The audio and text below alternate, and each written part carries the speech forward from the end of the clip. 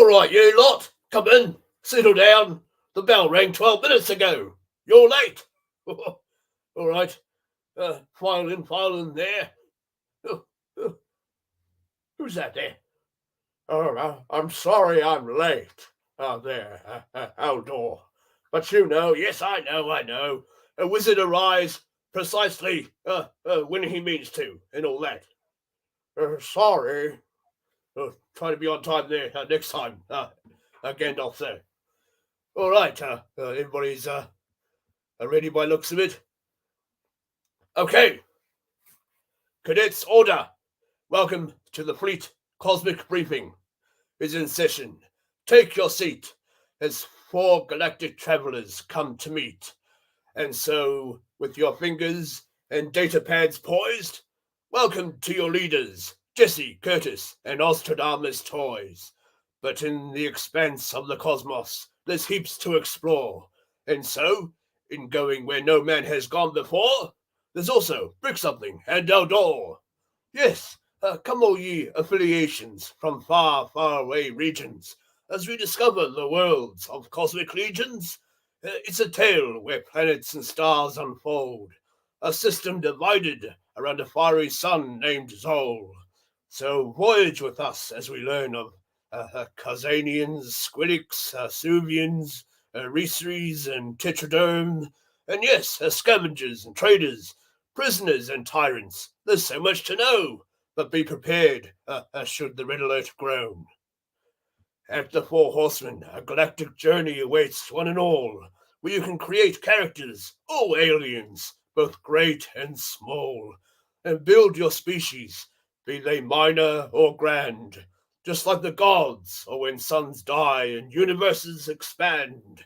But be warned, and do not miss this captain's log, because you don't want to cross paths with High Warden Slog. Indeed.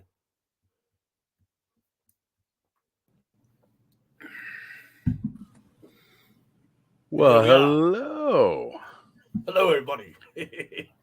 Man, it feels good to be back in the classroom, which is something I never thought I'd ever actually say in life, but it's true. It's totally true. Guys, it feels like it's been forever since we've all been able to get together and sit down and have ourselves a officially good Legions class, especially with all of us present. So good to have us here. Unfortunately, Sean could not be joining us tonight. Work has been kicking his butt, making sure he's hitting deadlines. We love you, Sean. We miss you, and we'll see you again soon. We understand you had to drop out of school or whatever to go do some work. We get it, but, we'll be happy when you're back, brother. He's on sabbatical. See you soon. Indeed. Yes. He's on sabbatical. That's what it is. That's my $5 word for the night.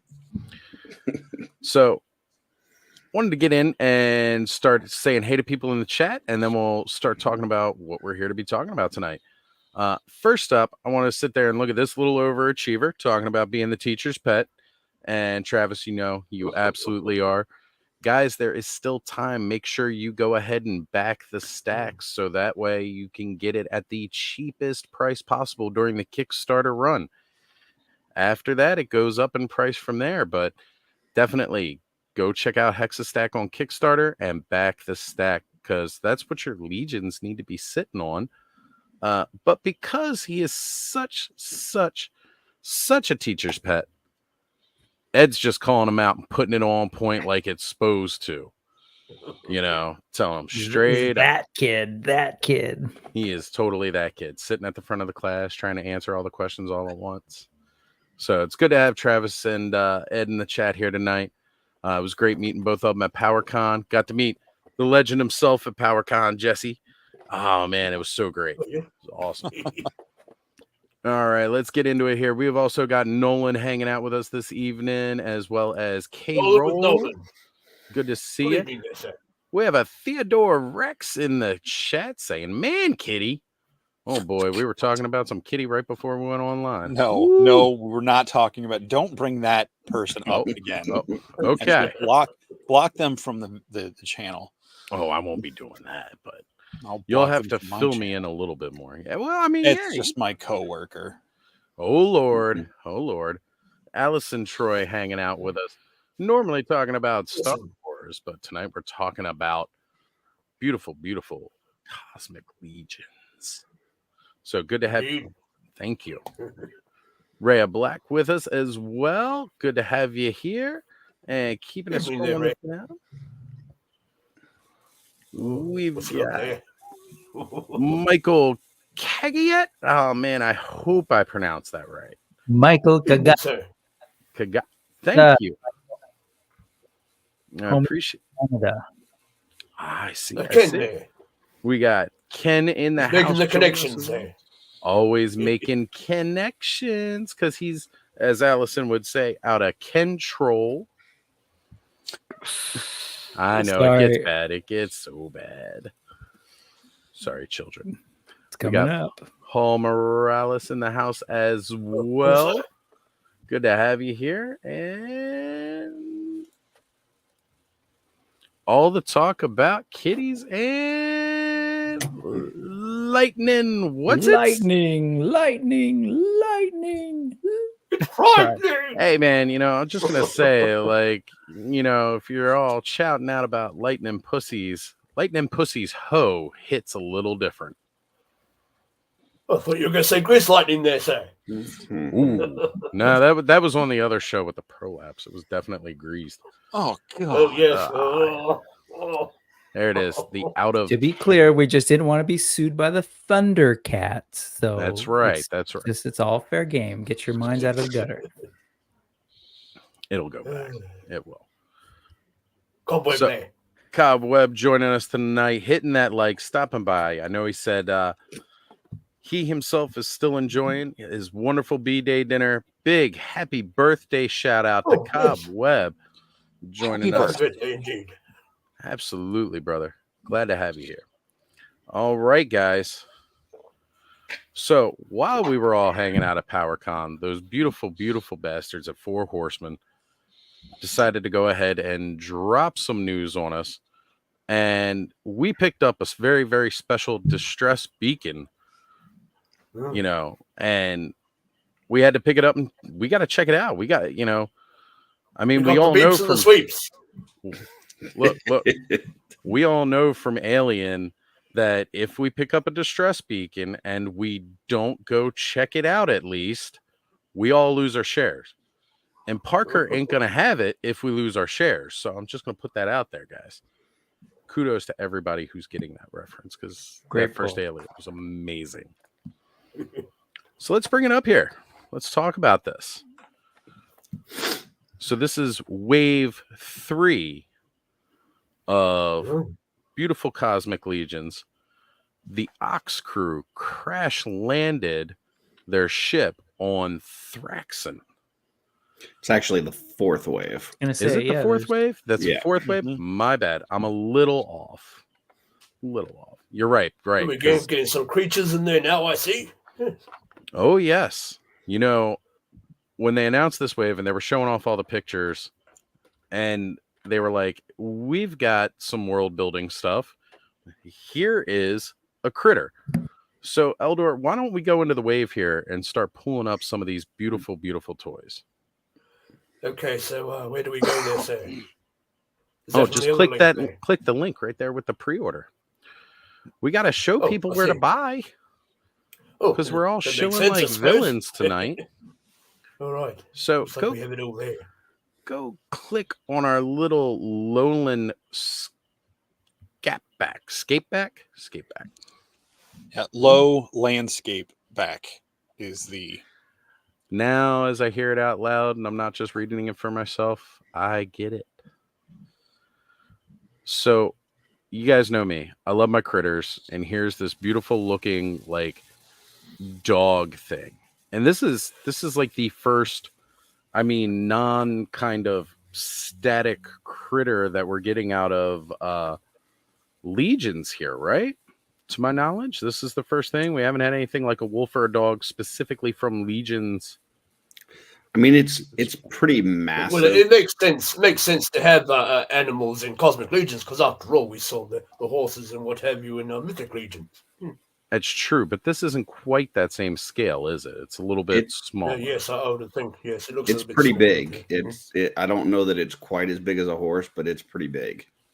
Right. It's bigger than what it looks like on the screen. That's for sure. Yes, Oh, that's yeah. true. Is that too? And I mean, that's also why we're kind of looking at that price tag we are. Because, you know, if this were like timber sized with your snake eyes, it certainly wouldn't be costing that kind of price. But I'm absolutely loving. And if you could, Eldor, get us into some of the other pictures so people can get a good look at, Oh, indeed. you know, how this guy Yeah. looks overall here. I mean, Nice bit of dial work there in the background. right. And of course, 1/6 shooter Trevor doing all those gorgeous photography shots. And after they announced this wave, they did set up another display case where they were really, really showing these off while we were at PowerCon. On that note, before we get too far, because I know Jesse and Oz, right? You both were at the convention. This was a panel, right? Where they revealed these, or was it a separate thing of their own? This was a special invite only Right. after the show event. Got it. Yeah. This was day one Friday after the actual convention itself closed. They did their own little live panel kind of thing that not everybody had access to, but man, oh man, I wish I was invited. Could you give us a sense, Jesse, of like how many? Were there a lot of people You in the weren't room? there. I could have sworn you were there. I'm sorry, Oz. Oh no, it's okay. I wasn't one of the cool kids yet. I'm still getting It there. was ridiculously warm in the room we were in. But yeah, they did it kind of like they do their G-Con in November after Intern for a day and before Legion's Con, where they all the studio, everybody that was at the show was around the room. You had Jeremy and Eric, Jim, and Cornboy up front. And they didn't have a screen, like something, I don't know if there was miscommunication. They didn't have a screen to project the stuff on. So they were live streaming it through their YouTube channel. And then those of us that were able to get in.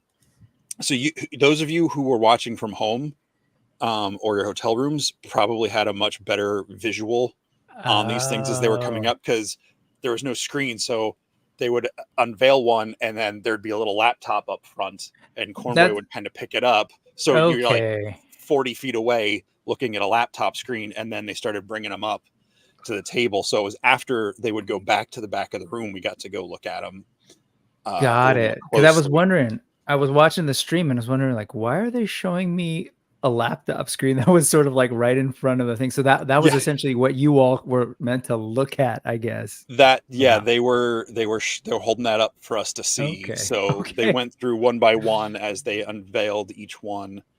Joe Vazapola from the studio would bring it up to the table, and again, depending on where you were, so if you were on the front row, you had a great shot, but if you were anywhere else, you know. But it was cool just being in there. Like I said, it was really hot. But getting to walk through and see them, I thought I took a better picture, or I would send it to you, of this guy next to the other ones. This is like a tall lion compared to the figures, because I believe the legs. Oh, that's perfect. Don't quote me. Go back and watch the Horseman's wave on this. I believe those limbs are 1.0 scale. Right. Or compatible. So there's a little extra there. So they're a little taller than a leg would be. And with that head and everything, it's I would compare it to like a slightly taller lion in physical comparison to the other figures. Yeah, I remember seeing sort of photos of people taking shots of the prototypes standing next to each other, I guess, on the table. Okay. That's helpful. I had no idea how that was happening. I didn't know if it was like a panel or what. I was just watching it from home. And I hope people in the audience maybe at least pulled up the live stream, because it looked pretty good on our end. I was trying to pull up mine. Mine kept losing connection to the Wi-Fi while I was doing it. So I was like, it's all right. I'll just stand. I stood against the wall and watched from the side. Sure. Cool. Well, not to mention the fact that, you could always, as they were doing it, everything was getting, posted to the IG, because that's kind of where I was. I was like looking Yeah. at my IG and seeing all the pictures as it was coming out, and I was freaking out to myself because we were trying to find a place to eat that at that point. Yeah. But oh man, like the details, again, the fact that they are keeping it part of their system, because it is a system on how they do these pop and swaps. So wanting to make certain parts compatible, even though this is definitely a different style of figure. I mean, it's not your standard style figure standing up bipedal, and it's, again, not quite a horse. So it's really, really cool to see them get in and do some more world building, especially in something like Cosmic Legions, where you're, mythos, although magical, is still kind of grounded and earthly. I mean, Well, they Sorry. have. I mean, to maybe build on that, like it's like literally a giant. It's a lion. There's a giant snake. There's a giant animals that we're kind of familiar with the exception of there's magical creatures. But yeah, this is not something that I've seen walking around. Right. There's no earthly comparison to this thing whatsoever. So you must not go to Walmart late at night. I used to work at Walmart late at night. So fun fact, I have slept in a couple of different Walmart parking lots and used anyways. This was the lot lizard that rolled up to you. Anybody knows what that term means? Oh yeah. Thanks. Oh no. Yeah, no, It's I a was Florida super thing, right? The geckos in the parking lot. I want to say while that stream was being revealed, this was like maybe like figure 5 or or 6 that they revealed, and so it was like cool figure, and this totally was a nice smack in the face in terms of just like, oh, completely different form factor, and I think it's great to get these kinds of creatures in Cosmic, like as you're saying. It was more like cool figure. What the fuck is that? Right. Yeah. Like, oh yeah, that's right. This is like another world, kind of like Slog. Actually, Slog and the Spectines, you're kind of like, wow, these are totally different, completely different silhouettes, and then this thing came up, and I just love the sort of you're like, is that rock? Is that what's going on? And I love that they're really pushing the alien thing, right? Exactly. I like it when we're getting weird little oddities, and the fact that it's a critter. It's not a character itself. It's a critter, and this is kind of one of those things that you would want to maybe army build a little bit, so you could have a pack or a pride, as we're comparing it sort of to a lion. I get sort of hyena vibes also, a bit of a scavenger maybe. Right. I mean, it's certainly going to be, I mean, let's face it, it's a must for me. Guys, I'm going to mute here for a sec, just because. Something a slog handle it. He's got a chest burster coming out. But so Jesse, when you saw these things, or maybe if folks have paid closer attention to what they were presenting, because I don't remember, you're saying that the legs are like 1.0 legs. Are the front 2 legs, I guess, similar to arms because they look like they bend up sort of this way? Or I don't remember exactly. I thought they were saying that they were at least built in the same like scale and compatibility. I don't know, because I mean, it looks like it goes into a shoulder there like a regular arm would. So I could see someone, popping those off. The back legs definitely look like it's got a different hip system. But it might, I'm not sure if it'll peg in, but the lower legs look like they would adjoin to other things. So I can't wait to see what some people do. That actually looks really similar to the hip joint on the regular Legions figure. So yeah, they said that those back legs would plug into a 1.0 figure.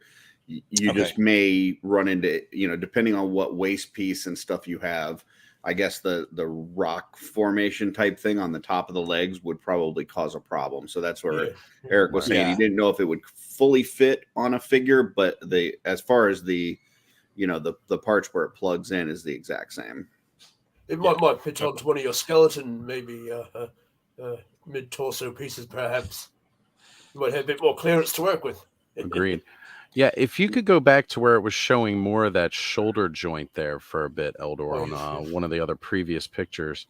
One of the things they also mentioned when they were talking about this one is that this is not the only one of this species that's on that planet. So I know there's going to be 2 more books for this wave, and I would say we're probably going to see another type of this creature.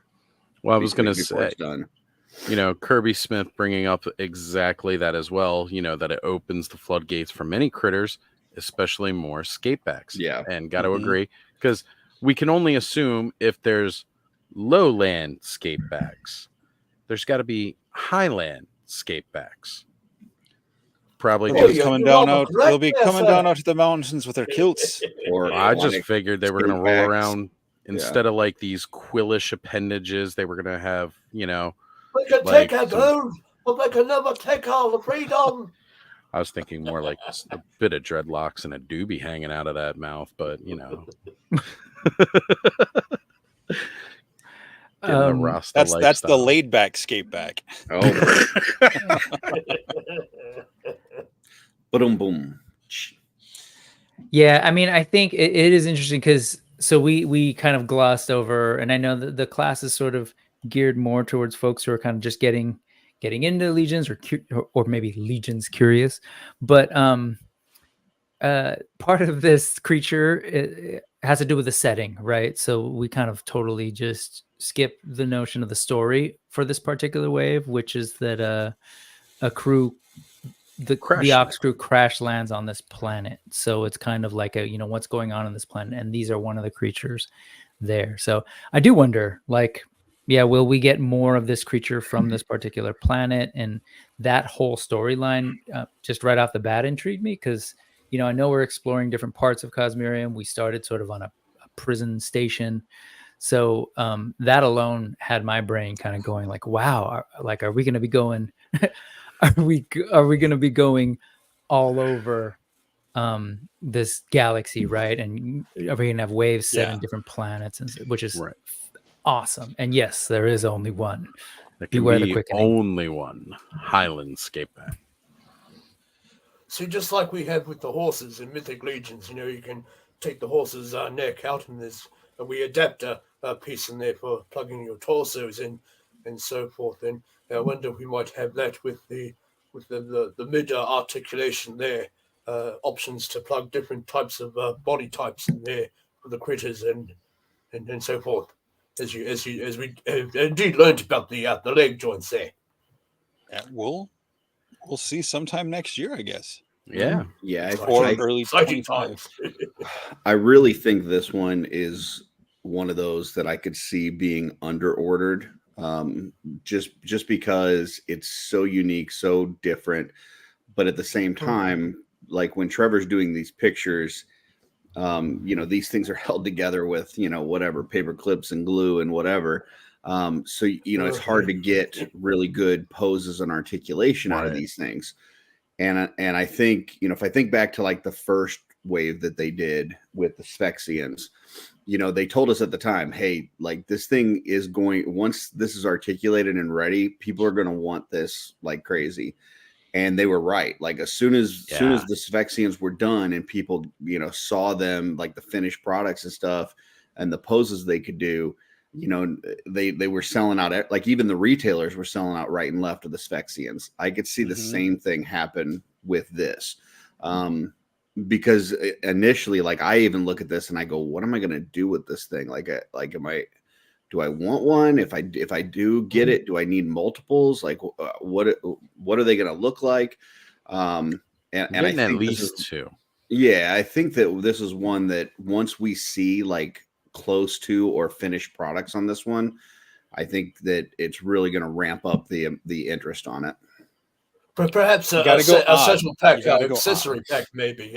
You could have straps and saddle bits to go around it, maybe carry bags, or you might plug weapons into it, perhaps, to accompany the troops, maybe. But Yeah, and Trevor even commented on there that he, wanted to try to get it running, but it just wouldn't work with the prototype. I just, Right. yeah, I think this thing is going to fly off of the retailer shelves pretty quickly when it comes out. I agree. I definitely agree. I think maybe people might be a bit hesitant of it right now, but I definitely think it's gonna end up really, really blowing the lid off things once people get it in hand. And, as this is Legion's class, my advice to people getting in, if you're not sure about this one, just order it. Worst case scenario, if you can afford it, I should say. Right. If you can Yes. afford it, order it, because, worst case scenario, you're going to be able to get the value of what you paid for it on the pre-order and then some. So, Yeah. even if you get it and you don't like it, trading it or selling it is not going to be hard. I was gonna say, yeah, even not, price wise, trade value wise, especially if this thing becomes like a hot commodity, trading within the Legion's community is 100% approved by everybody, because somebody's always got something around that you kind of want. So, well, a So- normal $37 figure Yep. goes for like 50 retail. This is 42. So my guess, and I'm just throwing a number out here because I don't know. My guess would be that retail on this is going to be like $55. that's what I was honestly, thinking yeah. it would be. Yeah. So if you buy this for 42, you open it up and for some reason you didn't like it, which I've never had happen with a Legion's figure, but if you open it up and didn't like it, getting your $42 back on this thing is not going to be hard when at retail they're going to be going for, close to 55. Exactly. Yeah. If you end up getting this thing in your hand and it's not your jam, it's your buttered sausage, toss it out, get rid of it. Yeah. Somebody will pick and it how up. could you later. say no to mouth detail like that? What?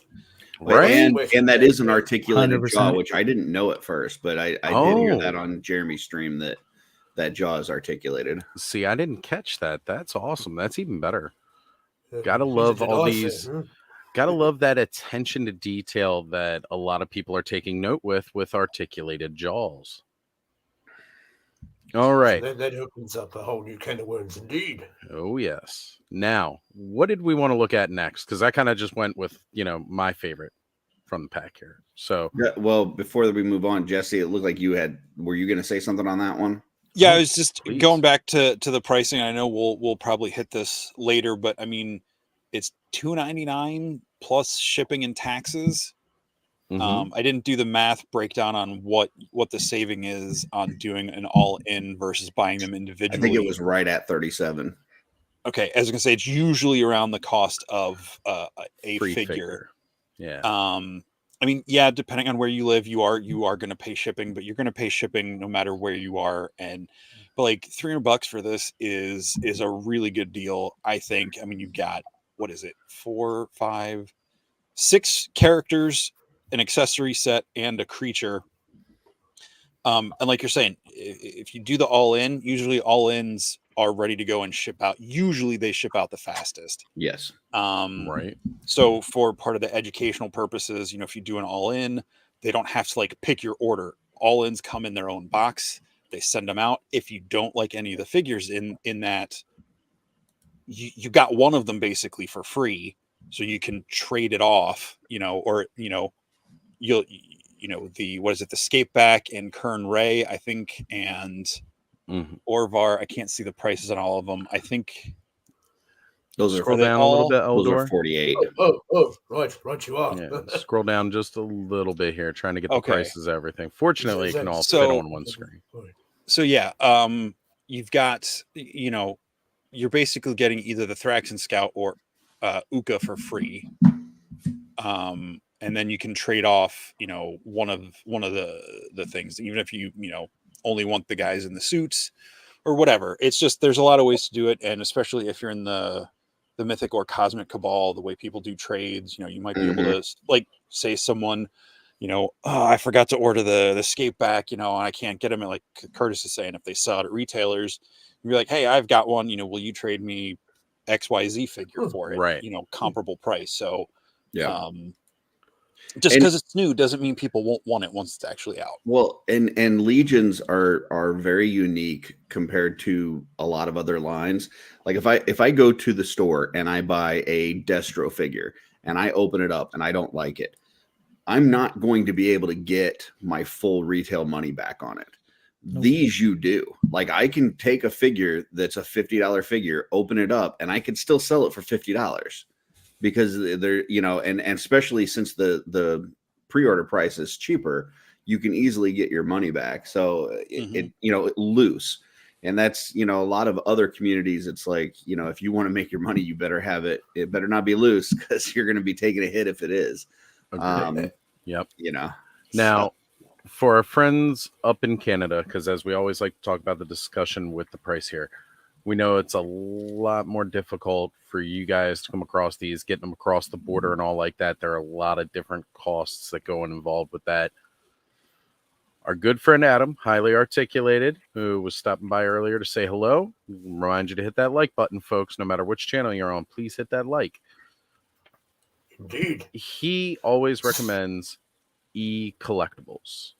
And Mhm. from what I've heard, e-collectibles is definitely one of the best to go through when you're ordering in Canada because he handles Oh, yeah. a lot of the legwork when it comes to duties and fees and everything like that. So definitely, you said duties. I totally said Yeah, and plus, I've on- ordered from them a couple times, and I'm here in Pennsylvania, clearly not in Canada, and it's been super smooth transactions, really nice people to deal with, like direct communication if I had a question, or I think they even reached out to me at one point about something. So I mean, again, it's a smaller company, so make sure you give these, especially like the indie toy companies and the smaller shops, give them time to respond. They probably don't have an entire horde of people answering emails 24/7. Yeah, they got like probably one guy when he has time. And I mean, on top of that, if you're in Canada, my understanding is it's an order over 125. There's flat rate shipping, if not free. I forget. We were just talking about it last night, but One thing so- about Jesse was talking about the all-ins typically shipping first too.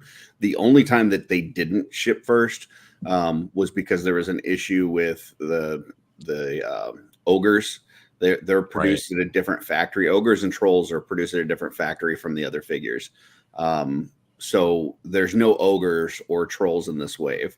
So my guess is that all of this is going to be produced at the same factory. And with that being said, pretty good chance that the all-ins are going to be out first. So, once again, back to his point, for $2.99, you get all of this stuff and you get it quick. Not a bad deal at all for sure. Of course. Yeah. And with a lot of this wave in particular too, it seems like there was a lot more new sculpting that they had to do for this wave. A ton. Yeah. And I mean, I'd say Cosmic Legions, most of it. Yeah. Cosmic has been pretty consistent across a lot of the tooling. Like you might get like one variant figure, but even well, this like is with the different Sphexians and stuff. Yeah, this is the first book of a new wave, though. So I kind of expected that. It seemed like with the first wave that they came out, the first book that they came out was obviously all new tooling because Cosmic was brand new, and then the next two waves had a lot of the same stuff, just in different arrangements, different paint schemes, that kind of thing. So when this one was coming out, I fully expected this was going to have a lot of new tooling again, because it's basically a brand new wave or section of Cosmic Legions. It's the next big one, I guess, as you would say. So The next big bang there. Yeah.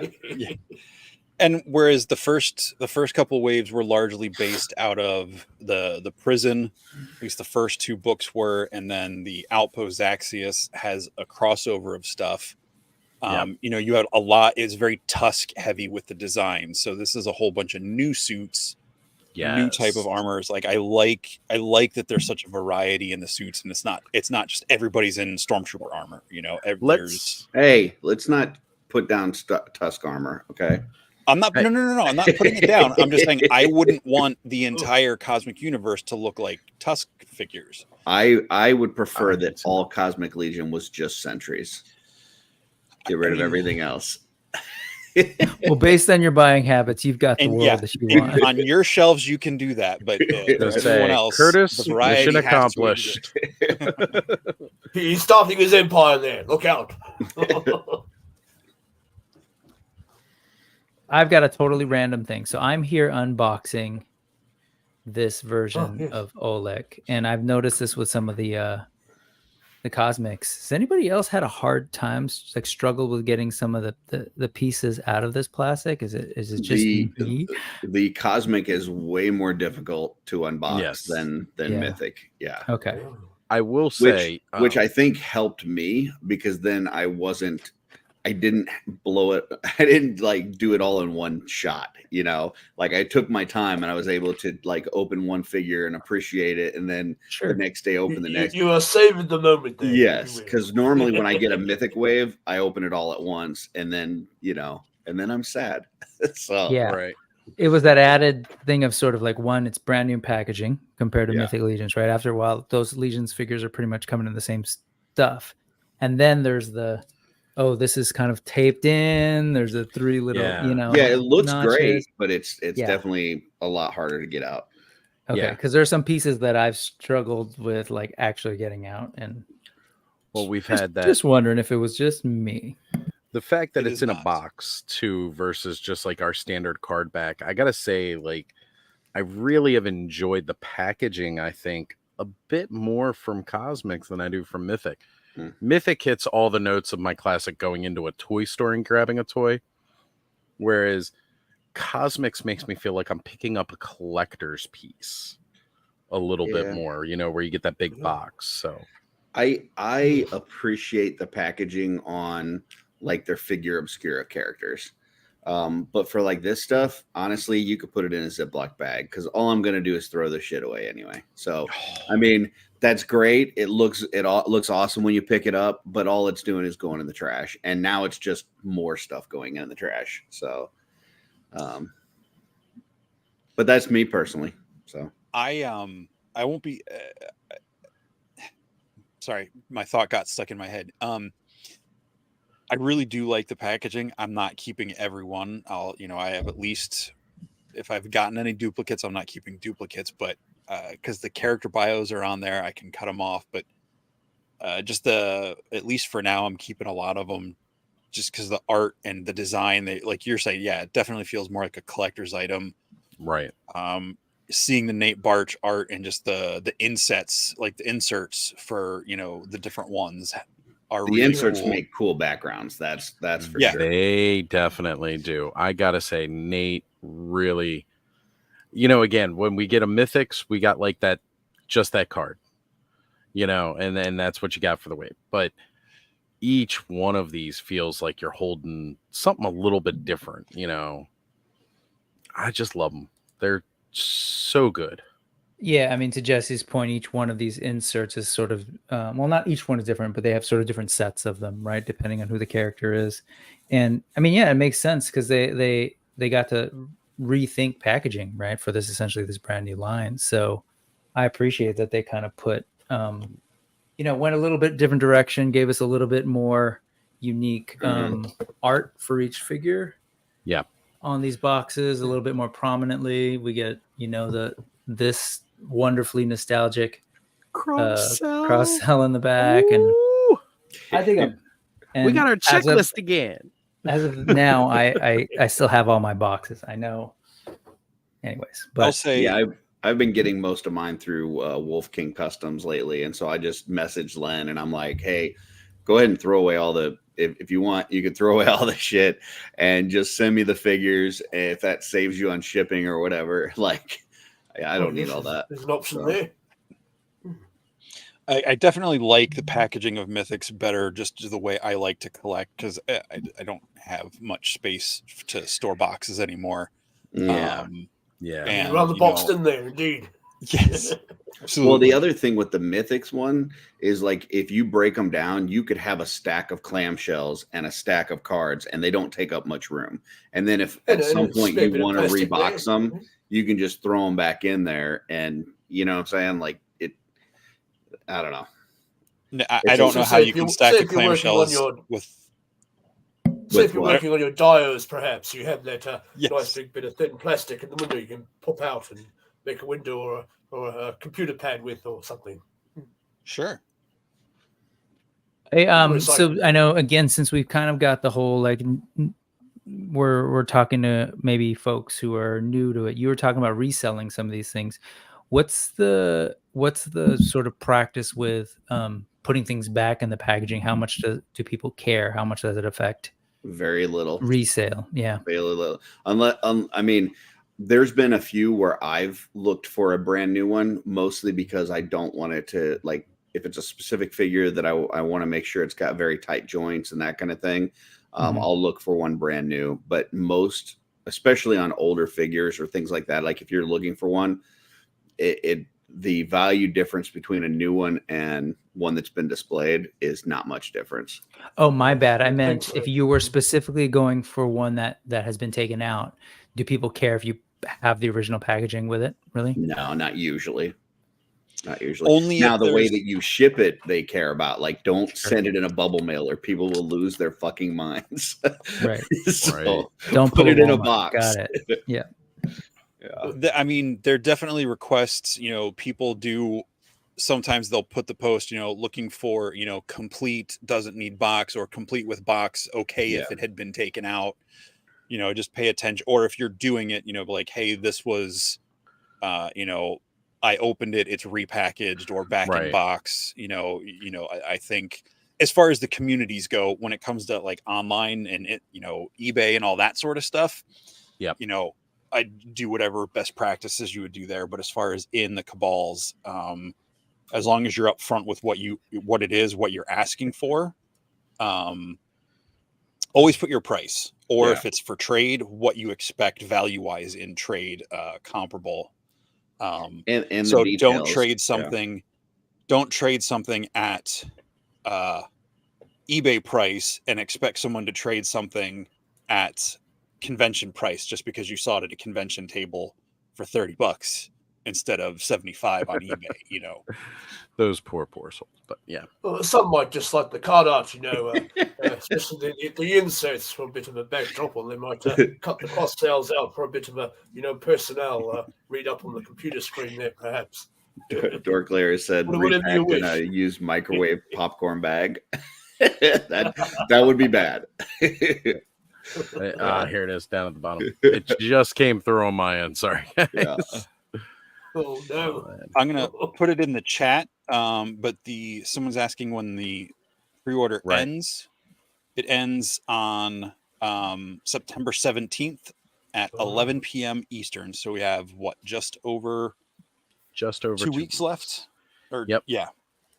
Here it is, folks. I'm going to bring it up just so everybody is aware and can see. This is one of the reasons why we wanted to make sure that this was our next Legions class, because it's important that if you want the cheapest price as far as base cost for a figure, not including your taxes and shipping and everything else, this is the time to do that. And now, sometimes the shipping might be a little bit more expensive. It's certainly not, you know, like a flat rate shipping, getting it to a pile of loot or anything. But, you know, if you want the cheapest base level cost for the figure, this is where you get it. It's even cheaper than when you show up to a convention and buy it. So keep that in mind, folks. Now, if we could only get more West Coast conventions. We keep bringing it up to them, Brick, but, you know. No, I mean, I understand the challenges of it. Last May was amazing up here in Sacramento. So well, I'm hoping you guys will get much more. I think the street team, I'm going to be part of a street team next weekend in Oaks, PA, just outside of Philly, where people, you know, a trusted retailer is given permission to sell at Horseman prices at a Street Team Horseman booth. And I think some of that happened at the meetup, if I'm correct. Yes. I guess it was that That a is Street correct. Team there? Yeah, it was all convention prices. So I know they're with doing this. They started that last year. At one in Ohio, there was one in Utah and somewhere else. I think all at the same time as the RetroCon weekend was going on last year.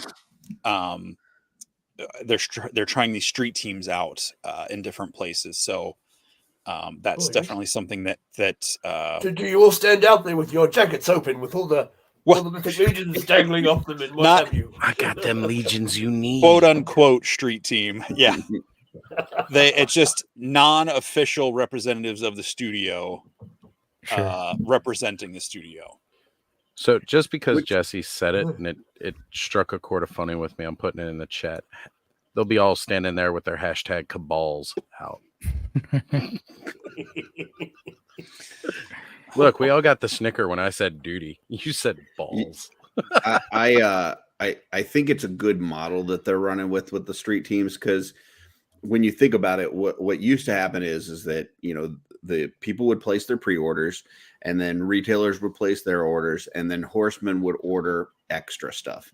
And those extras they would use for the shows that they went to, and if they did an in-stock sale.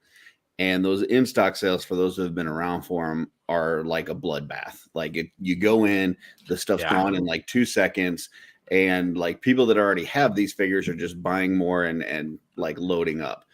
Yep. With taking that extra inventory that they have that wasn't pre-ordered by individual customers and now sending them out for these street teams, what happens is you keep introducing more people to the line. And I think that's a really great strategy on their part to get into these other areas. Like Jesse was saying, you go to Ohio, you go to Utah, you send it to California, and you do these, you know, little, you know, meetups.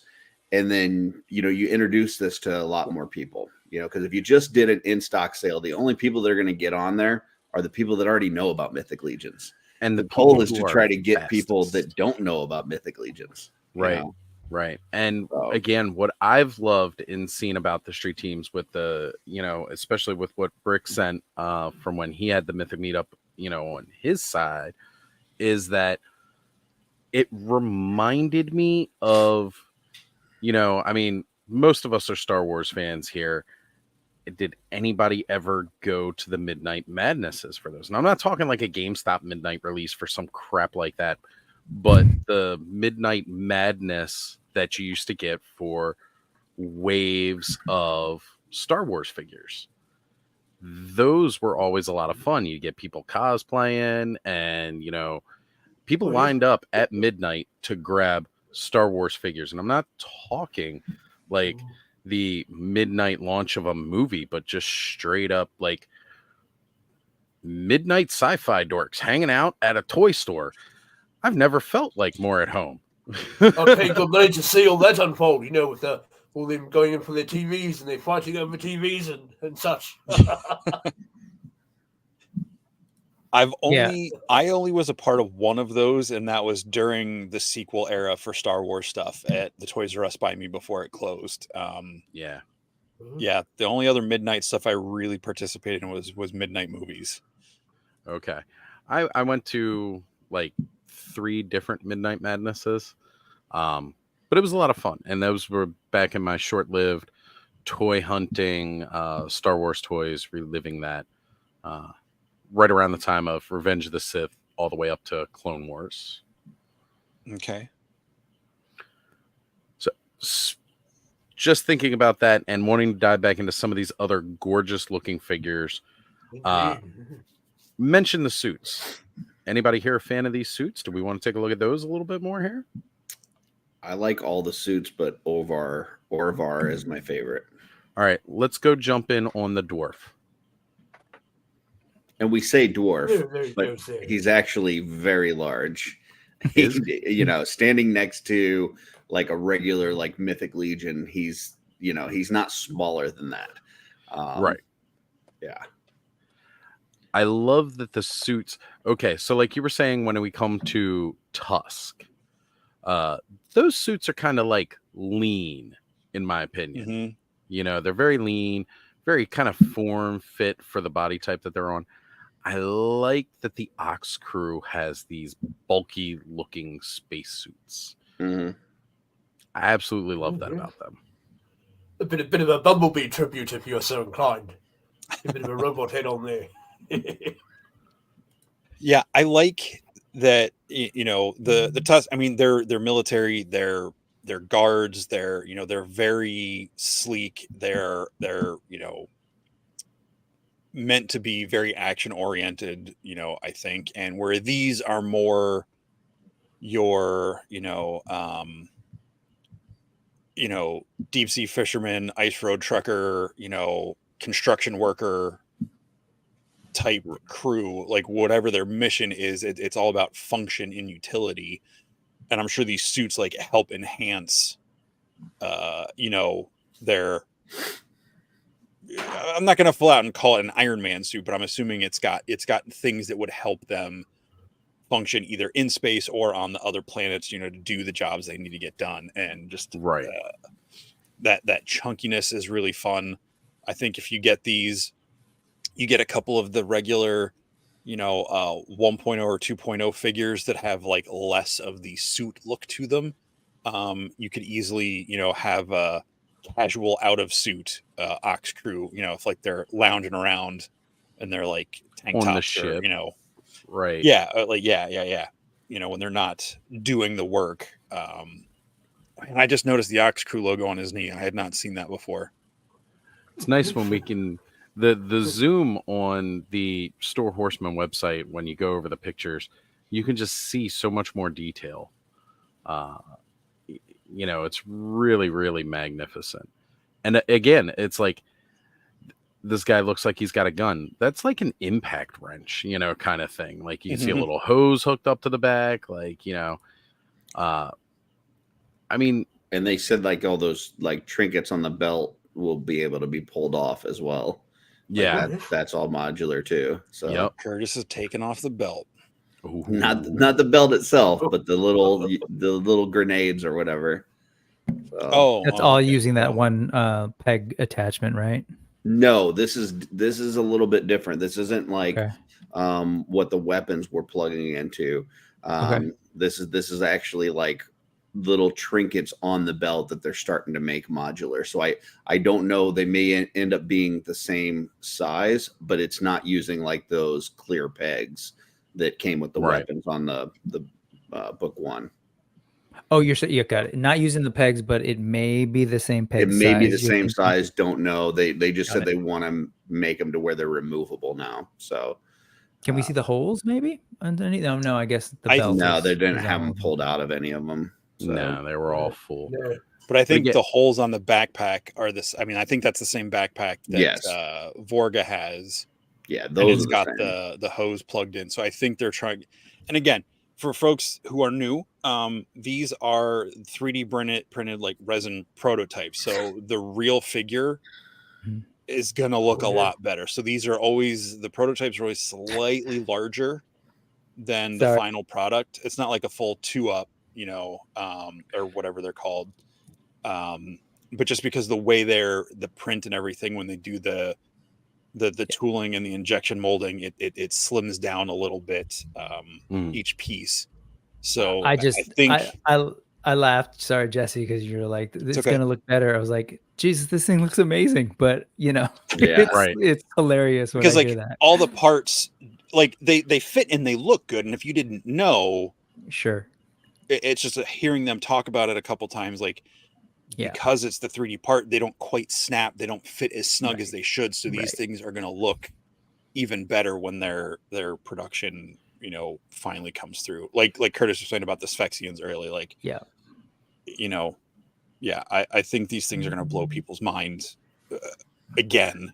Right, yeah, as if Cosmic Legions wasn't already doing that enough. Like it took Right. everything that we've loved from what they've given us with Mythic Legions already and completely turned it on its head. Right. Well, And- yeah, look at this guy. This is him watching the reveal of Cosmic One. Like his head is literally His about mind to is looking explode. rather blown there. Yeah, I was gonna say, I love Rick Jones's comment right here. Universal's Metaluna mutant mated with Greedo's Rodian. Yep. And yeah, man, that's what we've got here. But this is gorgeous looking because of that. And I love that.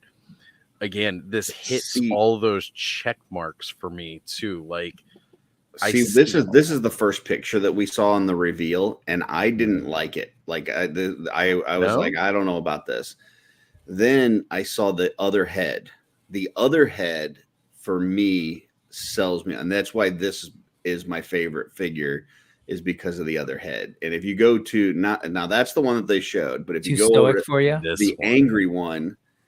He's got like these puffed out cheeks that are like swelling up with whatever. I don't know what's going on. And then the teeth showing.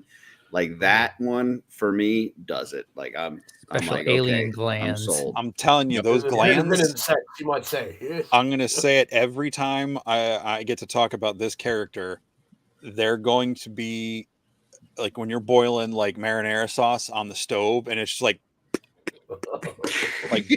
those things are just sputtering out when he's getting angry. Yeah, I can imagine a movie makeup person doing this in live action. Totally, I'm just imagining that it's filling it. up with some sort of like venom or something that he's gonna spit out or something. I don't know. Piss and vinegar. Yeah, and it's beautiful too, because when you go to the other one and you look, you don't even notice they're there. Yeah, so he's not angry yet. Right. Yeah. It's this. They're really showing off again that alien portion of this. Like, you know, he's a green before he's got angry there. Well, yeah. You know what's funny? We humans are sort of reading maybe a little too into this. We're assuming that that's an angry face. I actually think he's aroused. So yeah, go back down. That's his. I mean, it's the same face. Yeah. Okay. Right. He's completely and totally aroused and ready to blow. I just that face for me, like I said, when I saw the first one, I was like, I don't know about this figure. And then I saw this one, I'm like, okay, yep, this is my favorite. So, yes, he's showing a slightly different tint of color there. Well, it's like those, those like little stress balls, those little soft. When you squeeze it, they're like solid color. But when you squeeze it, like the color strains. That's what that's like. But listen, that's what I'd be doing. You just described that face as he is described as ornery, nail tempered. His personality is well suited his role as the demolition and discovery specialist. So yeah. I mean, for all we know, that's his smash. Sorry. Anyways, also, did notice if you look at those hands too, like he has 3 fingers and a thumb, which is unique because like we've got like in the first few waves of Cosmic Legion, we've got some like total 3-finger alien, like 2 fingers and a thumb. And then we've got typical, I believe that's called the Kurt Wagner. Okay. So we've got the 3-finger, and now with Ovar, now we've got a 4-fingered hand. So, or 3 fingers. Okay, so so you've got your general X-Men, then you've got the Kurt Wagner, and now we've got the long shot. Yes. Hey, there we go. Perfect. I love it. And we broke it down. Shout out Art Adams. Marvelously. If I could check out Trevor's comment that's still up there. That's why I was leaving it. That I did one of these because 2 things. Like I love modularity. It's the Lego thing. It's also what I love about this line. This new use of those pegs is it's very Micronauts, which is like my jam back in the day. Or Centurions. Sure, yeah, and Centurions, and without the breaking clips, but like, right. But the idea that they've landed on like, okay, these are standard pieces that we're going to see everywhere, that we can kind of move things around, and it gives customizers and folks who create custom parts all sorts of like possibilities, right? I mean, like, again, sorry, I'm on the Micronauts tip, but you could do gliders, you could do all sorts of stuff, right? Like, anyways, I love that the clips are going to be that standard piece, like right around here and here. So good stuff. So these look like those little detachable modular parts off the belt there, going by those little peg holes in the backs there. And that's exactly what I was thinking here too, especially with, again, somebody who's a demolitions guy. Like, he's got to have all different kinds of little hey, he's a demolitions expert. He's about to blow. Bits and bobs, as you would. Yes. Yeah. But like little mines and stuff that are going to attach to it. And I like that we are getting, just a look to see of, hey, yeah, this is different stuff you can use. And again, the mentioning of customizers going wild with the armor and mech's pressure suit things. And I agree, like these working man's armor versus like a militant armor or suit rather. It's great. It's really, really great to see something that, this is a little bit more my sci-fi pace. Like, it's kind of like that frontier, not to quote Star Trek too much. Star Trek's great. Live long and prosper. You go right on quoting general orders there, sir. Hey, everything seemed a little too crisp and clean in Star Trek. I kind of like a Firefly universe, or I was talking Alien before this, where we had like truckers in space, basically. Well, until you cross paths with the Orion Syndicate, of course, things tend to get a bit rougher. Oh. Shots fired from 1-6 shooter. That's a recurring theme. Good to know. Good to know. Oh man, what was I going to say? One of the things I appreciate about the significant change in the overall look of the suits and kind of the aesthetic in this wave is that, and I'm not trying to open up a whole, I don't want to do a whole discourse on DC specifically movies, but I felt like looking at all the heroes in the Justice League movie, Batman, Super, like just that era of movies that we've had recently, it looked like all the costumes were designed by the same person, which, for the movie they were, but it felt like they were all designed by, Edna Mode in Incredibles. Like, everybody's wearing the same design, just whatever their colors is. Like this, I like that it's such a different profile. Yeah, it's got a similar vibe with the way the dome works, but they're different, the different shapes. And, I just can't wait to see the more, and how we didn't get to them yet, but the Thraxians themselves have more, they're more primitive, they're more nature based or environmental based with their culture and everything. And I just think that's really interesting. I really love that ties into Cosmic, because I think you can do whatever you want with Mythics. I think you can go, other than the techie bits of these suits, I think you can go as weird with the designs if you want to in fantasy. There we go. Because as much as I love Tolkien, like Tolkien's world is very limited, very realistic, quote unquote. But I think depending on the imagination, you can do whatever you want in fantasy settings. Did someone say Tolkien? Oh, sit down there, Gandalf. Okay, little vent on my part. I hate the fucking domes. I hate them. I'm not I appreciate the fact that we can remove them. Because then it allows somebody like me that doesn't like them to take them off, and the people that do like them can have them. But they're terrible, at least for me. Maybe I'm just a shitty photographer. Maybe Trevor can yell at me.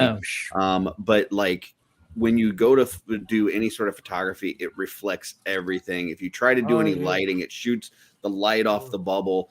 It on Slog, especially that frosted one, it covers up his face. Like I'm just very anti-bubble. I would rather have all of mine without the bubbles and be able to see the sculpt and everything that's underneath. Personally, that's funny. You said that just as I was sitting here admiring the bubble on this figure I just unboxed. Damn. So yes, I just spied one of those plug pieces where you obviously push one of those modular accessories onto there. So yes. Okay.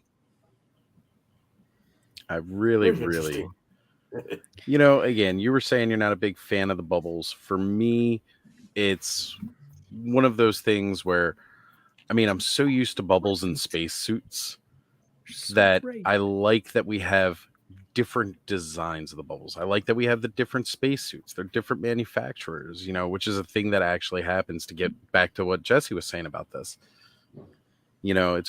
Although I will say this bubble here does reminisce of something I got out of a gumball machine, but that's cool because I used to use that as a bubble on a lot of toys back then too. So Yeah, but you Yeah, know, the bubble to me is like the packaging we were talking about. It's nice that they include it, but I'm probably just going to throw it away.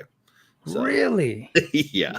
do me a favor, throw it into a container and then mail it to this address. right, So right. Don't be throwing away good parts now.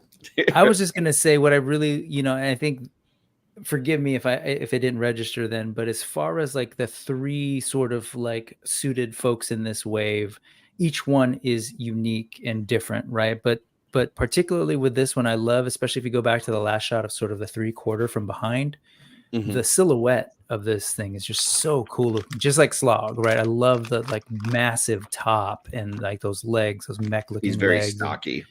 Yeah, Right. and what is it? Is it digitigrade the legs? Is that what you call that? Yeah, digital. Yeah. Right, bending backwards. I love that. Right, again, the variety that they're going to. It's not like this. I don't know how this became the weird pot shots at Star Trek stream, but you know, like for the longest time, they were all like humans with makeup on, with the exact same sort of biology and shape. And I love that in this line we saw that alien creature on its 4 legs. We've seen this thing. You know, we've got ones with like 4 arms.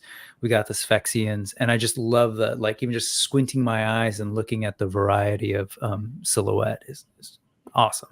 For Yeah, I mean, this was he's the. giving that he's Go giving that brawn a silhouette from the Bumblebee Transformers movie. He had kind of that big shell above his head there and what have you. you got Bape Warmers on the brain today, Eldor. They Oh, I did know. like this was they did a part of this as the teaser photo for this wave before they had revealed anything. Oh. Yep. And I think just from the scale of this guy or the chunkiness of this guy, I think a lot of people were thinking it was using that slog body. And then you come out and find out that this is a totally different scale from that. It's actually, you know, more of a, you know, 1.0 chunky sized characters. But I do like what you're saying as far as the silhouette, as far as just the overall dimensions of this guy. He is just very stocky and cool looking. Mm-hmm. Mm-hmm. Gotta like them thick around here. I mean, that's Well, I'm trying to look. It's, you can't do it at the same time on the screen, but I'm looking at Ularia's spear and Ovar's legs, like the lower legs, and it's the same design, but like pieces have been removed to make his squatter. Mm. So like where that Mhm. kind of screw is right above the ankle, on Right. her leg, there's like the rings going up almost like a not a hose, but like I can't think, but like above that ankle on her leg, whereas his, they're completely gone. It goes right into that orange and brown metal, whereas her, she's got like a dark gray black space where her leg is going up, so it stretches it out. And so it's they are definitely unique, and I think his arms are longer. His forearms are definitely longer than hers. Yeah, Kirby said his hands go down below his knees. Right. So Yeah. I mean, if you were making a space gorilla, this would be the way to do it. Like, you just take this suit, throw a gorilla head in there, Yep. and there you go. A bit of an AWOC head in there, perhaps. Yeah. Yep.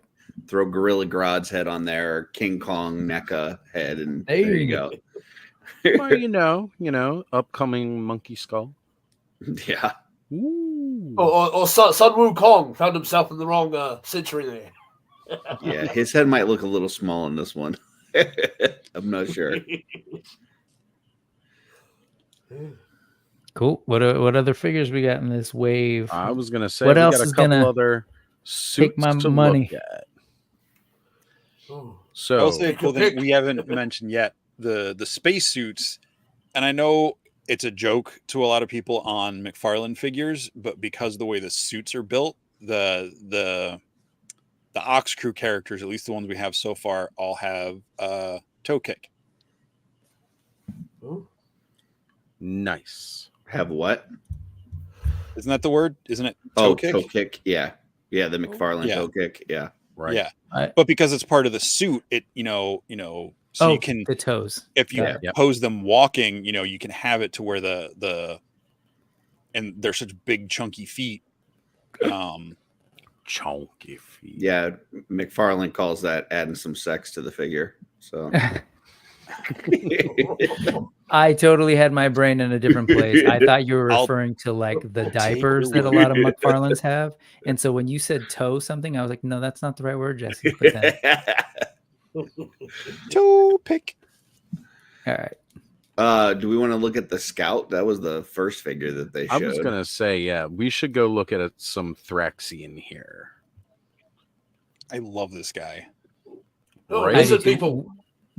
We mentioned like Star Trek again. Like to me, this was actually that's the first thing that sort of it yelled at me in a good way. Like, oh, this is like something from maybe a newer Trek. But like obviously not. It's totally a thing. It's awesome looking. It's a lizard, people. I think this is one of the few figures in this wave that is reusing heavily. Oh. Right? Yeah, parts. That body, isn't that Oleg's torso? Yeah. Mm-hmm. But it has ab crunch now. Yeah. Oh, that's right. Or at least an articulation in the ab, which is new for a 1.0 I remember them figure. talking about that. What's up with that? Is that potentially how 1.0 will be moving forward? They said they're testing it. Yeah. To see how it works. So if it works well, we may see it in more figures down the road. Oh yes. And again, I guess these are all like prototypes, so we don't exactly know how they work or move yet, right? Yeah, so that torso, I imagine if anyone has a 2.0 Mythic Legion, like the female or the goblin torsos where it's like got the upper armor over the abs, like I imagine the fit will look more snug and more clean like that than this being the prototype where it's not the pop fit that the injected molding will have. Or injected plastic, rather. Or even maybe like Ziri. Is it Ziri? Yes. Yeah. She's yep. Sorry, I forgot. She has the upper torso as well.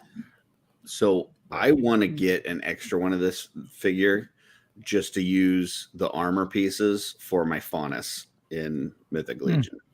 Okay. Like all of these like wood looking gauntlets and leg pieces and belt and pauldrons. Like I want all of that for my Faunus. Yeah, I totally hear you on that because I was just going to realize what these are. They're like the plates that are on the that's scape back hide. Oh, okay. See, to me, it looks like wood. It looks like pieces of a tree or something like bark. Oh yeah. When I first saw it, I thought so too. And I thought like the horns were like worked into it, but yeah, that's definitely like the skinned hide of a version of one of the scape bags. Yeah, that makes sense. Yeah. I just want to take a set of this armor, do some brown dry brushing, and throw it on my Faunus. Or some other, Xylonus flock characters.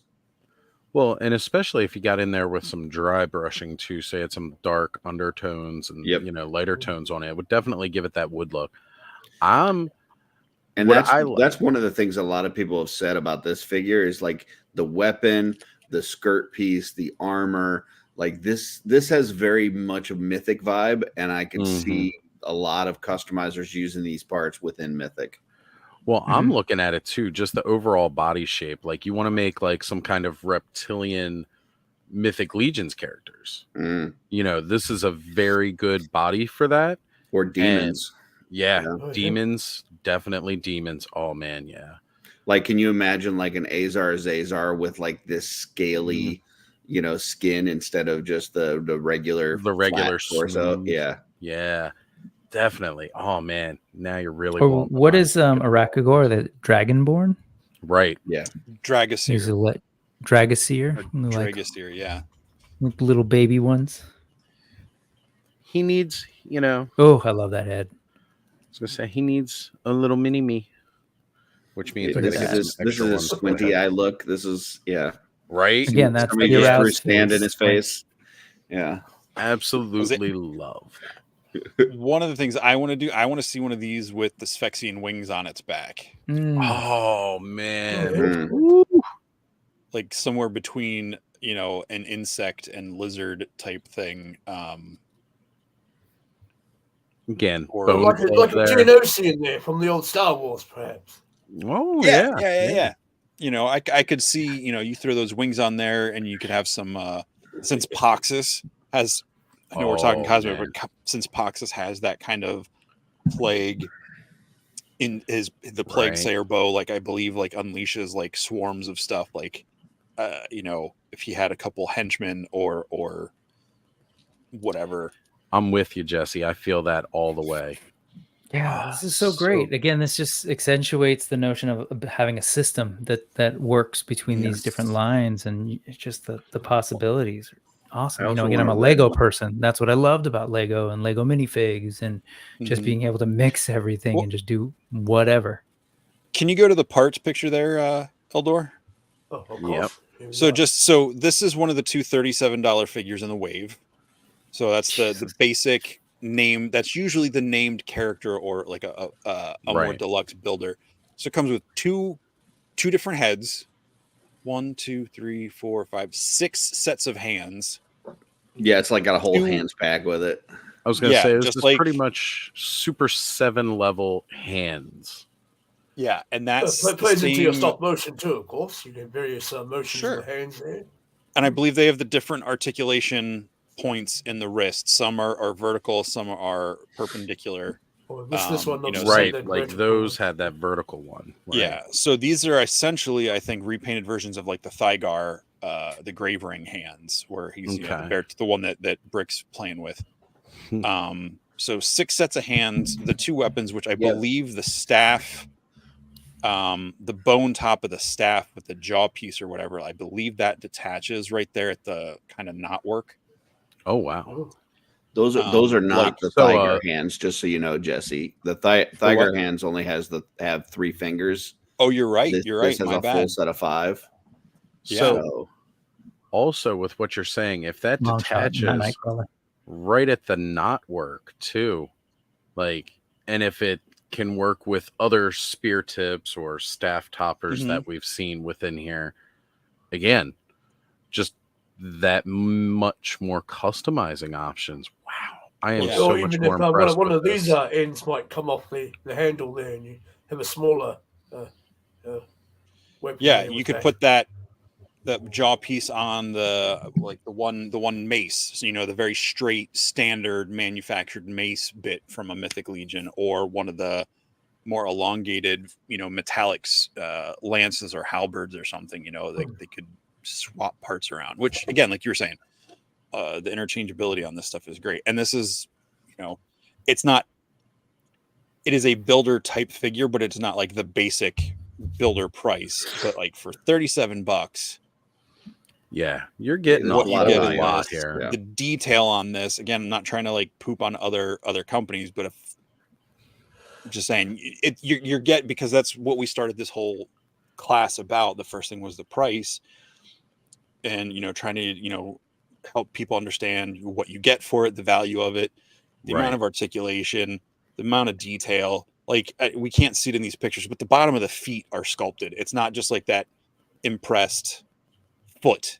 It's going to have, I don't know if you can pull if you're Thygar, I think it might be I'm pretty sure it's a different foot too, now that Curtis reminded me of that. Because I think Thygar only has like 2 or 3 toes, but yeah, he's got 3. the bottom of his foot should have detailing on it. Yeah, Well, he might It's have not 4. just a flat. I think he's got 4 because he's got a. I'd got a- grab mine, but I'd knock stuff over. Yeah, Oh, mine's yes. right next to me. Yeah, he's got 4 toes because there's 2 that are really small next to each other at the end. That's right. So, But the bottom of the feet are detailed, correct? yeah. Yeah. always are when it So- comes to legions. Yeah, pretty much the only ones that aren't are like the original boots from Right. like the very first Mythic wave. Maybe some other things here and there, but they And now that I look at his hands have 4 fingers. Because it's okay. got the 2 together at the end. So yeah. So this has got well, it's 3 fingers and a thumb. So, but this is 4 fingers and a thumb. Okay. So, Nice. Yeah, And you then in the mentioned bio, sorry, go ahead, Brick. No, I was just gonna say you mentioned the feet earlier in terms of the detail. That's the one thing that I've been loving about these is sort of like what the sort of armored boots look like underneath. Like Mm-hmm. Yeah, those they are really never cool, skimp. especially where they put that the peg hole. It kind of looks like a little jet kind of thing, and then yeah, the Yep. feet feel good against your lips too. yeah. Okay. Okay. How do those bubbles feel, Curtis? But and then there's Right? Good. these, just details abound. Curtis Awesome getting stuff. some plastic toes. Yeah, it's So, I did you like- talk about his staff yet? Sorry, I kind of zoned out Yes. a little bit in terms did. of what the biology is of that thing at the end. I don't. I'd have to pull up. Hold on. What you I was keep wondering at if there, that was I'm like gonna- a jawbone or something from the. It does not look Skate back. like it would be the correct size to be a skate back jaw. Not a skate back Okay. at all, which again helps me think that we're going to see maybe something in more of a mount size. There's always a bigger fish, you might say. Yeah. Gonna need a I mean, bigger it might boat. be a larger skate back, but I'm just looking at it. Can you scroll down a little bit? Let me see the top of where it connects. I mean, it's possible it could be a related type thing, just because I'm looking at a skate back ad on my Maybe page. it's a Highland skate Just back. wondering, given their Yeah. the armor and everything. Very cool. Still Yeah, cool looking. I mean, it could be because the jaw on top of the face, it has those like 5 or 6 teeth that are coming off under the eyes that the top of that spear could be connected to. That's what I was wondering. Yeah. But Good it stuff. doesn't. Yeah, I love the like sort in of built-in storytelling in the sculpts too. I love when they do that. yeah, and I know they said because originally the whole Mythic Legion line, the whole concept was it was going to be mostly Legion builders. You were supposed to buy multiple, Right. pop swap, do whatever you want. So the story was always there with Mythic, but it wasn't as intentionally planned. Whereas with Cosmic, it's all story driven. Even the way they present the characters, they started off with this, and then you got into the crew, and they wrecked, and you get into the whole story as they go. And in his story or their story for this particular figure, it talks about, I think, hunters and elders as well. Right. Elders to hunters down to scouts. So I think we're going to see at least 2 other forms of Thraxians at least over the next 2 waves. That's just my guess based on that. Right. We'll get some sort of elder, shaman, tribal leader, and then hunters, which I'm assuming would have more maybe like bow, or I know it's a very simple weapon, but I would love to see some addle show up, whether in Cosmic or Mythic. That would be awesome. That would be really cool. What is it? An addle? An addle. Those I can't remember what they're called. They're like the little arms you get that have the little scoop at the end that you can use to like fling a tennis ball for your dog. Oh, okay. So it's one of the most original primitive weapons. It's like that, but it's basic. They would chuck short spears. Oh, okay. So they would basically kind of hook it. And if you ever saw the movie The 13th Warrior with Antonio Banderas. Oh, yeah, I remember that. The Grendel, the creatures that are attacking them, that's what they're throwing at the hall and everything at the end of the movie. Very cool. I just think that would be a really cool primitive weapon to see. No, I totally agree with you. And the idea that we can get stuff like that from a company who wants to do something that you just haven't seen a billion times. Like they have figures where it's like, okay, this is your knight in armor. And mind you, there is uniqueness to the armor. There are unique details and stuff like that. But we all know what a knight looks like. We know what Templars look like. But then they can go and do and give you something so completely unique as what we're looking at here too. It's like they have the possibility to do something unique, such as a very low-tech primitive weapon like that you wouldn't normally see. Do we know if that loin piece is soft good or if that's It looked like hard molded rubber to plastic? me, so it looked more stiff and formed a molded That rubber. would have been my initial guess, but they've been doing a lot of soft goods lately. I so was gonna say, I don't yeah. know. I'm imagining the piece they had on there. If Trevor's still watching, he can probably tell us. I was about to Oh, yeah. say, if Trevor's still here, he can let us I'd know. assume that piece is probably 3D printed. Mm. But like you said, I mean, I don't know, like, because it could be hide, it could be very coarse, like kind of, it almost looks burlappy right here. Yeah. So if they could find a way to do soft goods, you know, like a burlap type material there, I think that would be really cool. You know, it might be one of those things that when they get to it, but this definitely looks like a printed piece. Is that like a in the skull in pictures. the back of his belt there? Like right there? What is that? I think it's a hip piece. Oh, okay. Yeah, not I quite think- a belt. Right. I thought it was like I a was base thinking like there. it was the pelvis or something. Yeah, it feels like Pelvic bone. yeah, Yes, it looks that or way. like back plate The on the front though looks more skull-like. Yeah, let's see if we can see what the back of a skate back looks like.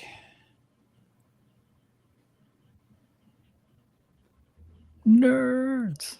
But you know, most of the Legion builders, like your dwarves, and that they have a more a molded type loincloth piece. It's not necessarily soft goods and what have you. Yeah, I think this is molded. knows, really. When you looked at the backside, it definitely looked like it was molded. It would be cool if they did like the Xylarnian Guard and gave you the option to have but like having like a burlap in that scale would be very, or you know, something that rough textured in that scale would be tricky. But if anyone can do it, C. Jessam team can. Yes. If there's one thing that they have done, it's prove that when it comes to soft goods, it doesn't really get much better. Nope. As a matter of fact, I will say I have never personally experienced anything better. Oh. Hold that back up there, Bert. Oh man, I freaking love. That is one of these my soft all-time goods. favorite cloaks ever. The way the hood's done, everything about it. Like, it makes me wish that was Dubon's cloak and we could have gotten a non-hooded head.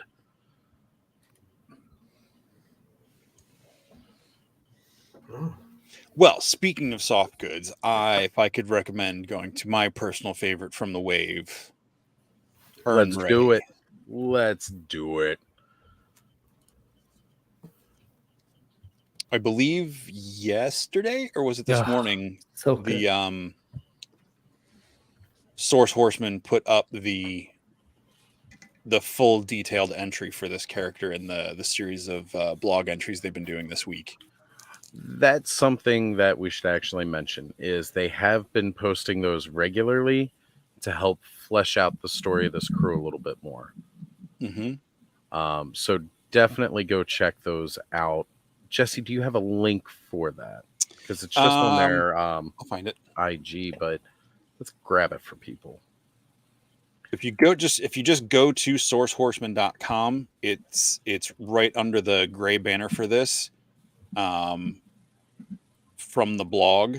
So let's see, where's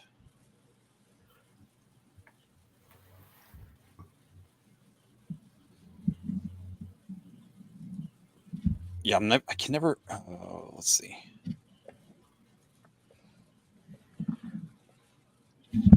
So while Jesse is grabbing that, he's gonna drop that he's gonna drop it, I guess, in private chat would be best, I think. Oh, whoops. I put it it in the chat. No, that works. I'll just go ahead and pop it up here so you can see that. Everybody, sourcehorseman.com, which is something that we always refer everybody to go to, because that'll get you all the knowledge that we're trying to give you in better detail. Like, we just try to give you an overview, but if you really want to get all the information, please, like when we had finals, it was open book for a reason, folks.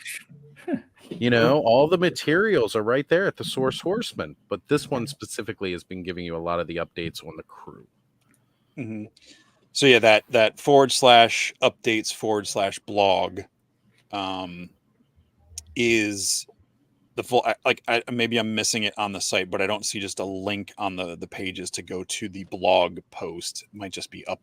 If you just go to the updates on the menu, it's the same thing. But yeah,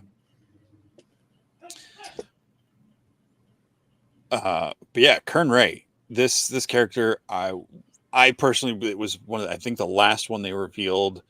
And when I saw Joe walking past with it, I just caught a little bit of it, and I was like, "What is that?" And then I saw some people on their phones seeing pictures I couldn't see on the laptop. And if you can zoom in on that coat,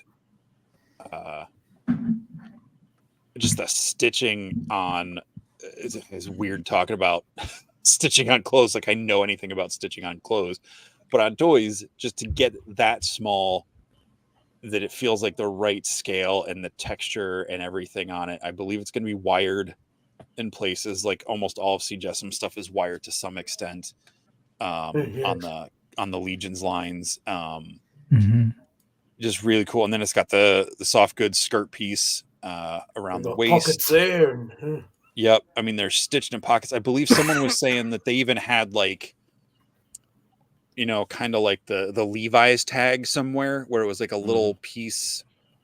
I don't know if it's on the inside of the coat with like cosmic lettering on it.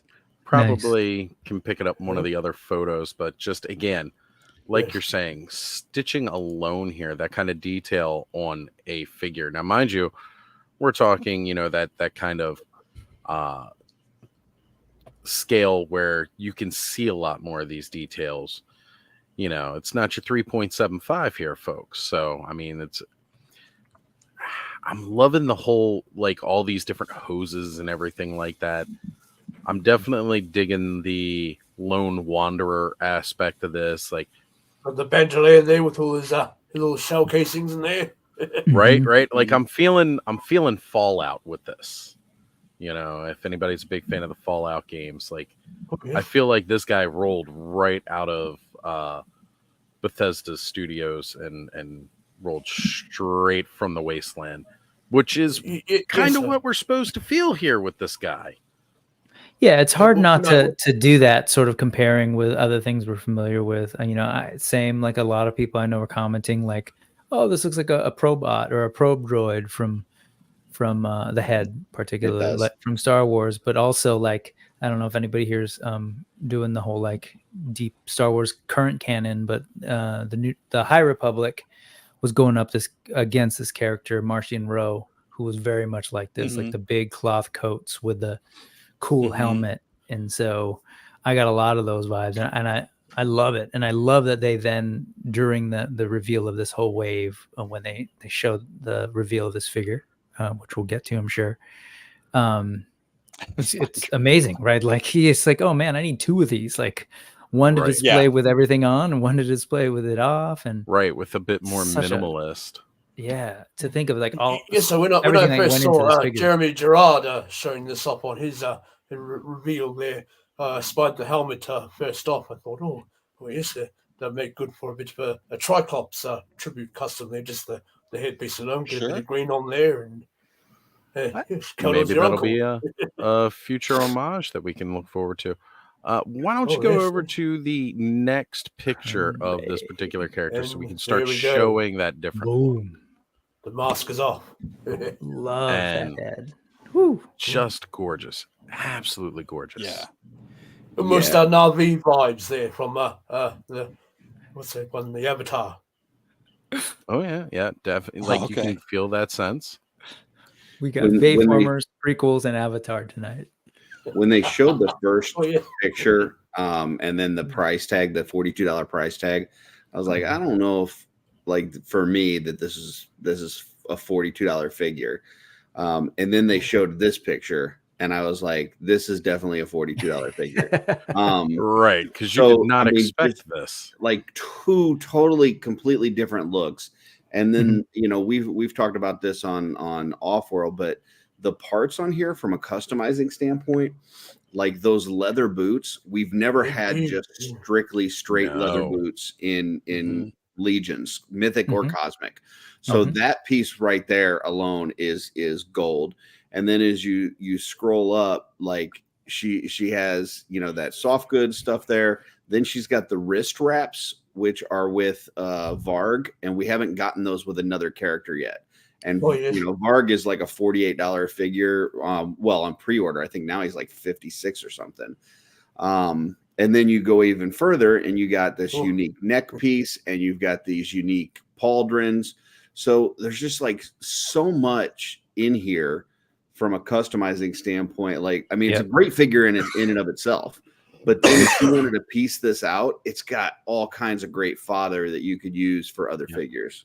And again, this is steampunk there. Oh yeah, very steampunk. And this is just, again, we're just still looking at one side. We haven't even rotated around this figure because, again, like there is just so much to it here. Like, again, backpack with all kinds of little add-ons and pieces, which we've seen the backpack, before. It's similar, but is that Vorgus? Yeah. Well, look at that layering work there in the sleeve. Oh. Yeah, that's great, man. That's some Corellian stripe. I want to see what the back of the jacket looks like, because clearly the backpack and the pauldrons plug into the back. So I'm curious like if there's just holes in it, which is fine. Or if they've got like flaps that like an overlap that can, so you can close it. Yeah.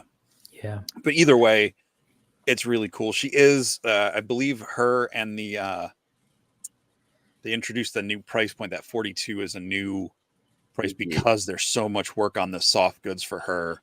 It's her and the skate back are the $42 figures. Because they're kind of a new. It's a lot of new tooling to be done. A whole new design and engineering for the skate back alone. Before you move away from this shot, oh, sorry, go ahead. I was gonna say her upper thighs, probably the hips, the hands, and the upper arms, and the bracers. And maybe the actual, like the throat, like the actual physical neck piece, I think are the only recurring parts. Right. As far as the figure, not the accessories, just the character itself. Well, and the shoes. Right. And she's 1.0, so she's like Vorga. She's a bigger, more muscular female figure, and I really like that, and I cannot wait to get that in Mythics. Are we still calling it 1.0 for those two, or is this like a 1.0? It's 1.0. 1.0 is the scale. It's the scale, because those are the same upper thighs the same thighs as Valak and Bardrick. The upper arms are new. They're Vorga, I think, had them the first time, but they're all that 1.0 scale. So she'll stand as tall as your knights in Mythic Legions. Right.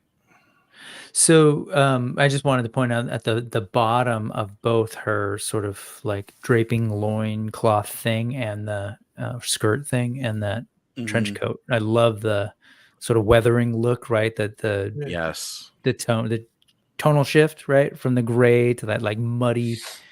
Man, that's some good stuff right there. Phenomenal. It's like Strider's coat from the Fellowship of the Ring. Yes, very much so. And anybody who's worn any kind of a long trench coat or duster, and who's taken that around a dirt road or anywhere, that's exactly how it is. Like it gets dusty and dirty at the bottom, but that's how it's supposed to be. And then you end up with what they call a swagman's coat, where they rip off the bottom portions of it and it hangs a little shorter. It's great. It's such a great figure. Yeah, so far I was trying to figure out what am I going to do in this wave, but I'm just like, yeah, I think this is Now kind of it's an going to be all-in wave. another all in. I mean, for $299, I could see having to make Yeah. choices if it's like $500-$600 wave, but for $299, I Yeah. just don't know how you don't get the all in. It's too good.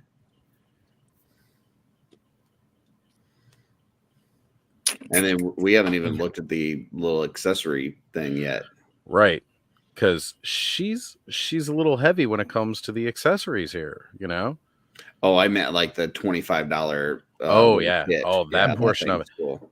That's we'll get to that because that's going to be a multi-purchase. Yeah. I need several of these. I think that's one for people that don't collect Legions and don't know about this.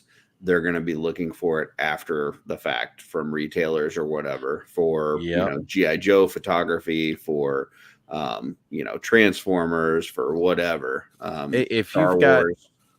Sci-fi or non-sci-fi, like, because it could be used in like you were saying, like some G.I. Joe stuff going on in the background. For sure, it definitely has the whole like Rebel base vibe. I was mentioning, like, eventually I am going to build my Hive diorama. Mm-hmm. And when I build it, it's like I want to have these things around a space station that's slowly getting taken over by a hive of xenomorphs. Well, let's keep it moving. Let's go ahead and can you bring that up, Eldor? Let's go ahead and take a look at that thing. We're talking about the accessories. One. Accessory diorama pack. Oh, right.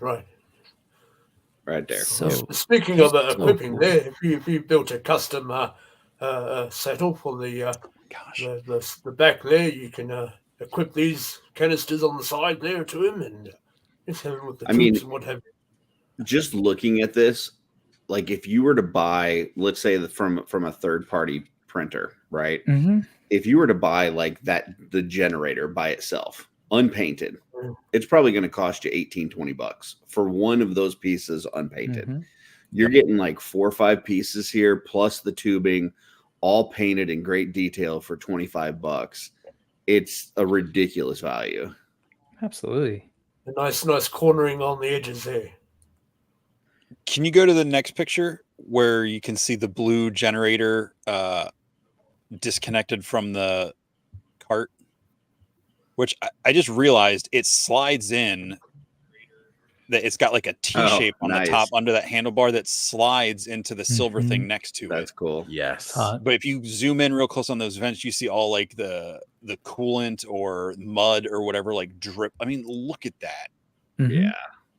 I agree. I mean, and then you look at the computer screen and you can see some sort of readout. Yeah. Mm-hmm. Like that's not just blurry letters. I think those are someone actually scaled down the cosmic language to fit alphabet or whatever. It's just so much detail and so many different pieces there for $25. And the funny part is too, like a lot of people would say, and again, as this is a class and we're trying to let people know, anybody who's ever been around mythic legions, cosmic legions, they don't skimp on this stuff. What you're seeing here is not just some kind of production photo, so it's painted a little more detailed. You're pretty much going to get exactly this when it launches, if not, in some cases, a lot ways better. Mm-hmm. And they don't look too advanced, mind you. They're still using the old zip disks there. Yeah. Well, and again, 100 megabytes. There's a dial on their keyboard. Come on now, this ain't a Commodore 64. I like the vibe though, because it's very much like Mad Max meets Star Trek or something. Like it's future technology, but still very mechanical and right. Versus the stuff we got in the earlier waves that we're getting in hand now, where it's the hologram projection coming out of the wrist. Like they definitely went more tactile with the accessories on this wave, and I love it. Yes. Yeah, it's like 1960s sci-fi. Yep. Yeah. Yep. 1960s, getting into the 1970s, possibly 80s. Like I Yeah. said, when I looked You at just start this, throwing greebles on there, and I don't know what it does, but it makes it look like it's got more of a function. Trouble Well, with yeah, I tribbles. think there was this, this era in filmmaking, right, where literally they're just taking things that exist in our world and building on top of it. And yeah, I look at that Right. thing and it's like, yeah, that's a cooler with like some cool pieces plugged into it, in a good way. Sure. Same Yeah. same thing Yeah. with that piece that you were looking at, that generator, right? It's like, yeah, that looks like the like, I don't know, the air generator, whatever you call it, the compressor that I have with like, but made to look sci-fi. And so it's awesome, man. It's just like, yeah, it really hits that sort of like sci-fi note that I, speaking for myself and my nearly 5 decades of life, like this stuff feels really familiar, but also very new. So Well, and I like what Jesse was saying there too about the the difference between this technology and like the stuff with the holograms and stuff, because if you've got all these different alien races that are mixing and traveling through the galaxy, you're going to have different levels of technology as well. it's going to be a melting pot. Yeah, so I like that. I think it's very cool. I mean, one of the most classic, I think, examples is the Camtono from Star Wars, which I didn't know was a Sure. thing until a couple years ago. Ice cream maker. But to the point where, there were people at one of the celebrations where they're all in the orange jumpsuit running around with their it's an ice cream maker. Oh, it's become an is. annual affair. Yeah. Yep. So like the run. Yeah, and You- it's you- literally just an old plastic ice cream maker right. And that they messed around What with. what is an ice it's cream now- maker? I'm sorry, I missed that. so there's the scene. Go ahead. So there's the scene in Cloud City where everybody's evacuating after Lando has made the announcement. Everybody Yeah. evacuate. The Empire's here. There's this one random dude Will Rub who's Hood. running like he's holding his baby, Mhm.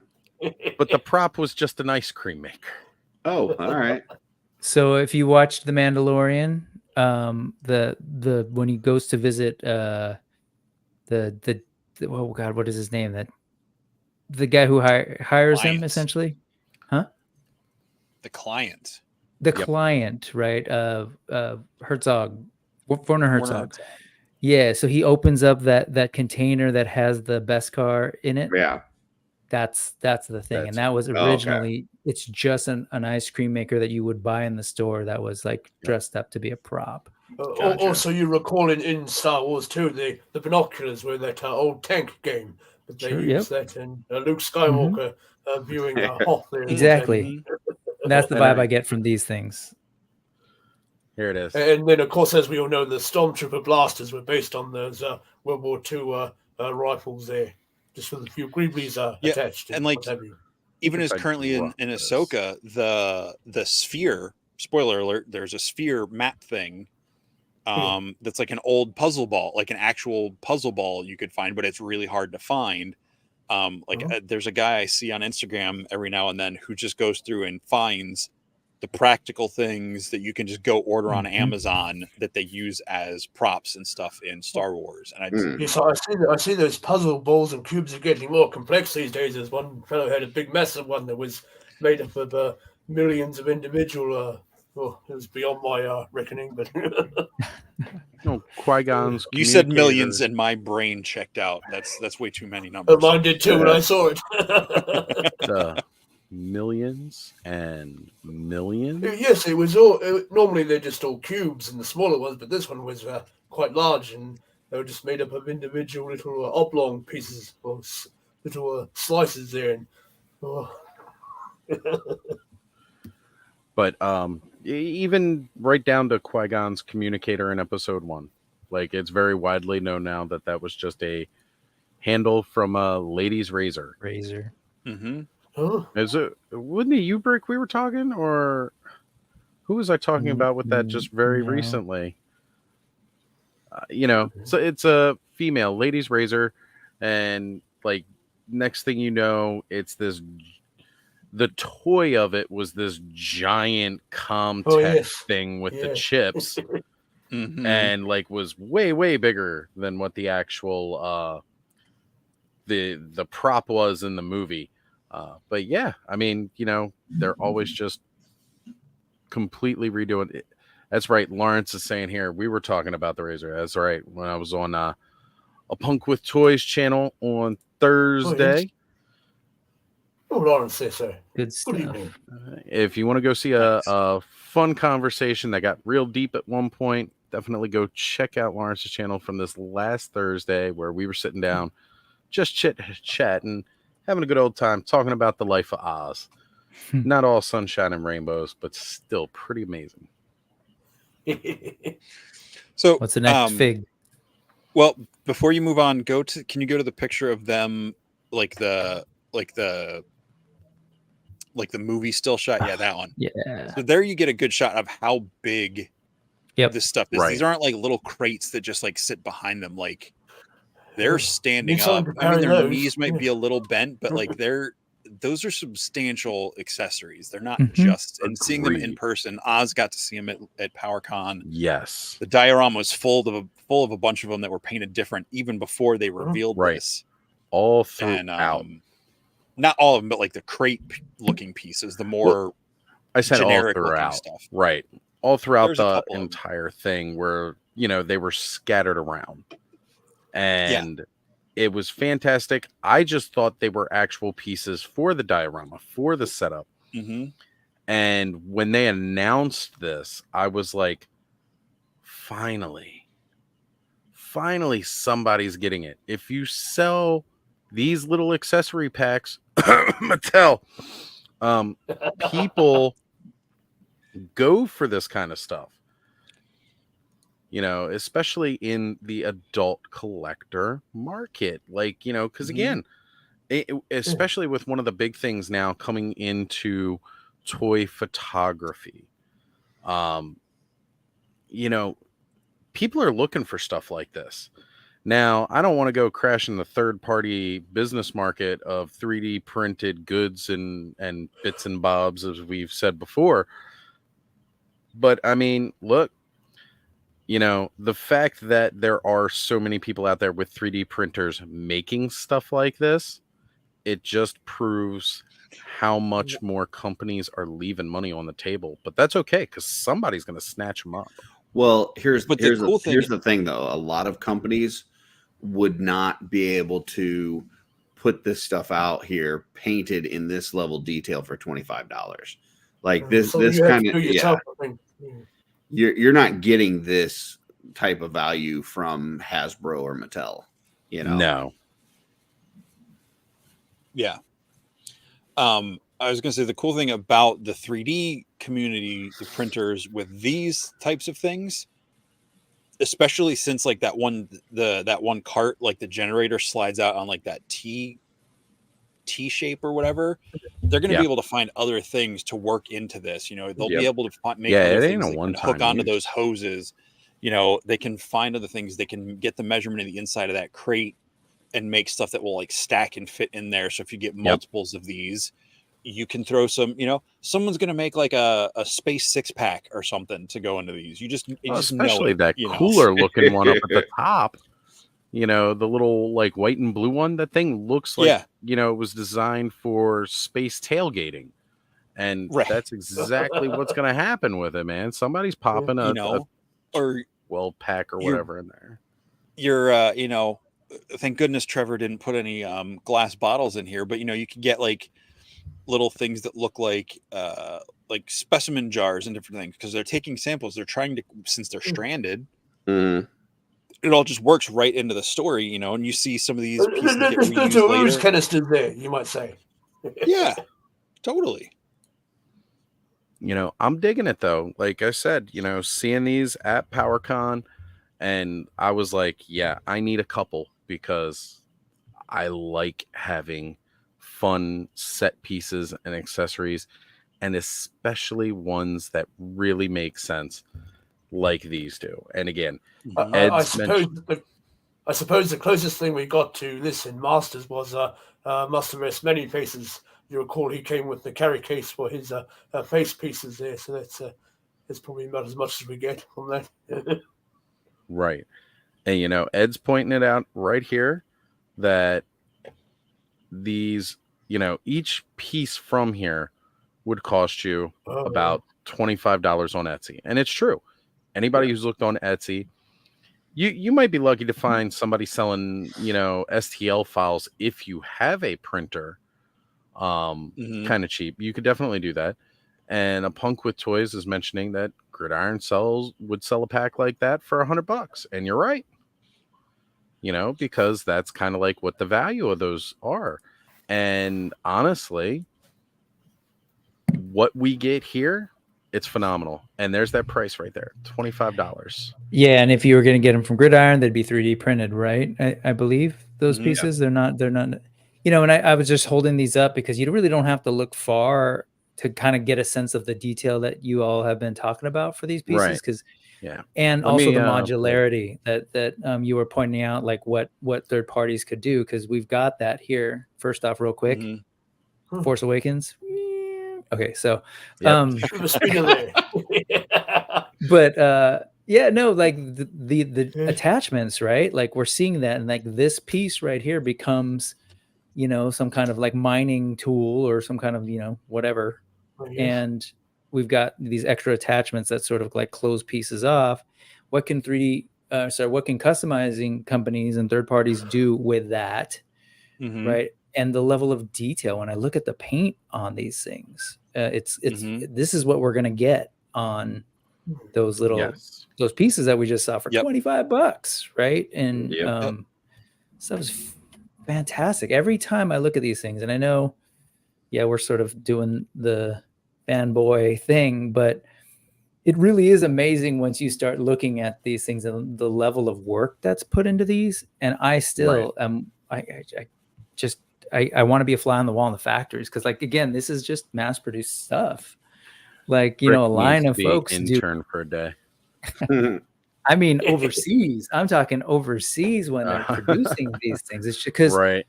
what they can achieve is amazing. So yeah, you just look at the accessories now and the armor bits, and that's the level of quality we're going to see. I wouldn't be surprised if it's better than what we're seeing in these photos. Like, no offense to the folks who put together the prototypes at all, but Right. They're all very well and those are crafted. amazing. Yeah. You know, they're absolutely amazing. This is selling us alone. And then when we realize that we know we're going to get better, Yep. it's hard not to want these. It's one of the reasons that the Four Horsemen have definitely captivated me my whole life and made me rethink of how a toy should be, from the early days of Spawn through 2000X with He-Man, through, you know, again, even finding out about classics well after, you know, it kind of blown past. Super 7 was doing classics at the time I came around, or their ultimates of it rather. But they've always wowed and impressed me and kind of revolutionized how a toy needs to be engineered. And they've done it here. And now we see them working on a lot of other indie projects as well, where they're helping doing tooling and engineering for other toys that Yep. are Mhm. hitting the market. Yeah. And I couldn't be happier for them that, like, you know, these guys used to work for other people. Now it's they work for themselves and they have the option to work for other people. You know, like, yeah, we'll take on another project and help you out, because they also want to see them succeed, because that's somebody else bringing something completely different to the table than what they're doing. Yep. Yeah. Yeah, the collaboration from the studio to the fans and the 3D printers and the other companies they work with is, and I'm not trying to make everybody sound out like perfect saints. Like, everybody's human, everybody makes mistakes. You know, I'm not trying to just totally be fanboy here, but like the fact that, you know, they encourage the 3D parts people to do something like Legions Con coming up in November, Yes. where they're like, we're all here, they're all busting their butt for the whole like week of that to be a part of it, Mhm. and encourage people to buy. Of course, people are going to buy their stuff like crazy because it's the table prices at a convention, but then there's all the people like Wolf King and Legion Shop and, you know, Drunk Right. Gizmo with his dioramas. I shouldn't have started listing names because I'm not going to get near all of them, so I apologize. There's just so many awesome creative people that make stuff to go along with this. Yeah. And with Cosmic just coming out, I just think we're going to see so much Cosmic stuff coming out into people's hands, you know, the last couple months. It's going to be amazing to see this stuff on what people come up with at Legions Con this year. And and God bless them. I'm not saying I'm not doing Cosmic customs, but they're Mythic's my jam. I'm staying in that lane for the most part. I'll dip over to Cosmic from time to time. They are so detailed. I was going to say, I'm gonna go crazy trying to paint them. even then, Jesse, like the work you've already done using Cosmic with your Mythic Legions figures. I mean, I know it was like simple head swaps on some female bodies and stuff like that. Do you have any of those figures close at hand that you could reach?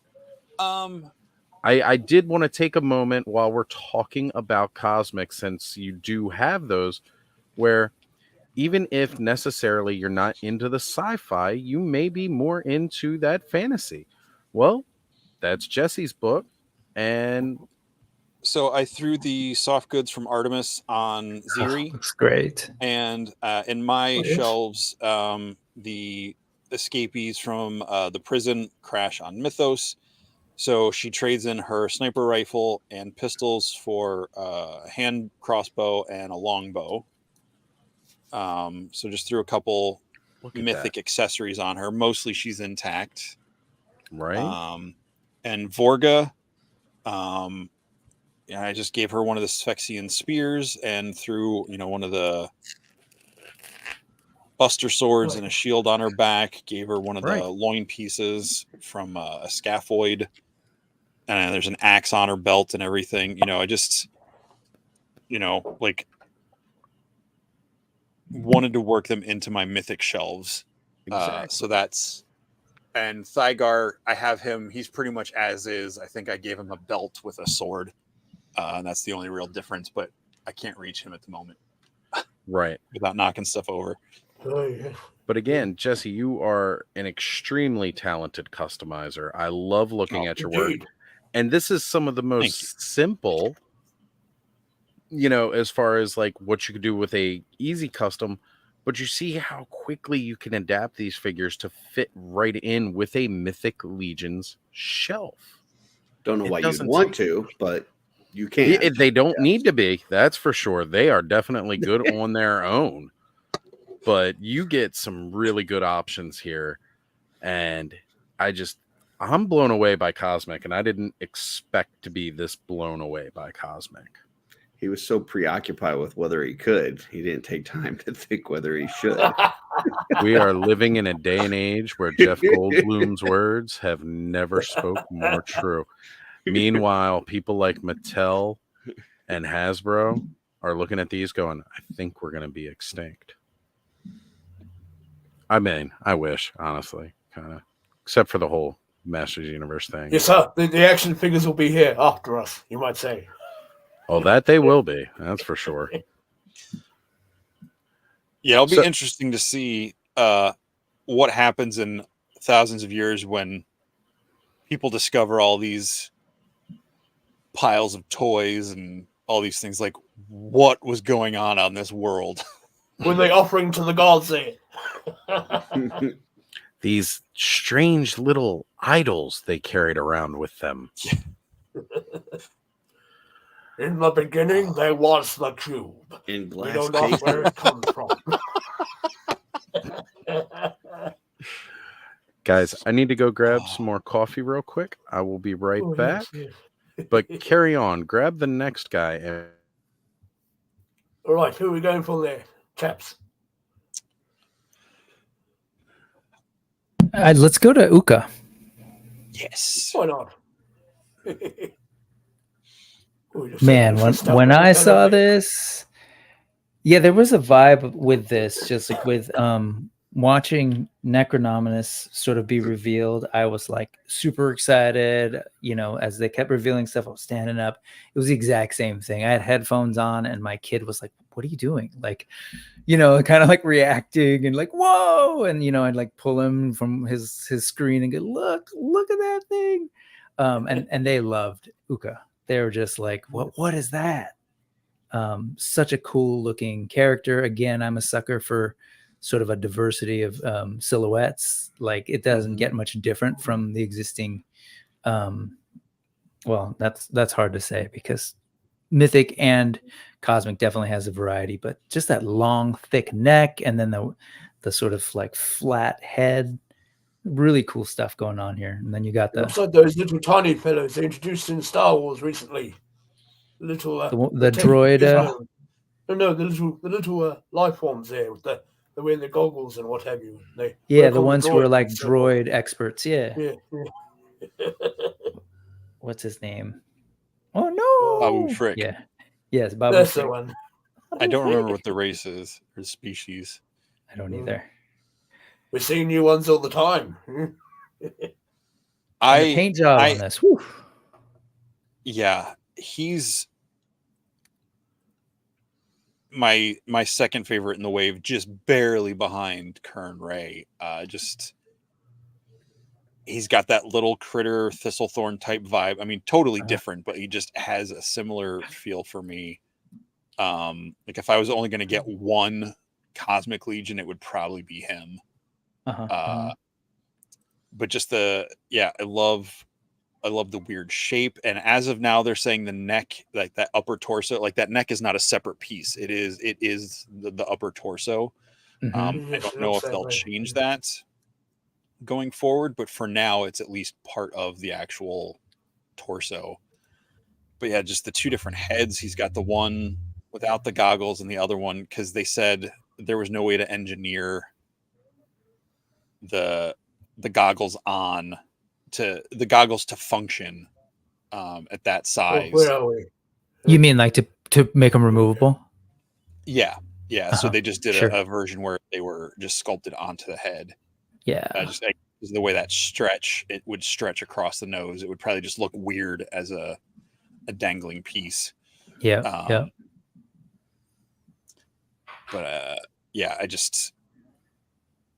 his weapon, and I just love the whole story behind him, is like his culture, like the Thraxians don't like technology. It's because for whatever reason, but his race, his species, they love technology, like borderline worship it. Even if they don't know what it does, they'll tinker with it until they make it do things. So do something. Yeah. Like the Peglegs here in Star Trek. They take it without knowing what it is. Like a scavenging kind of race too, yeah.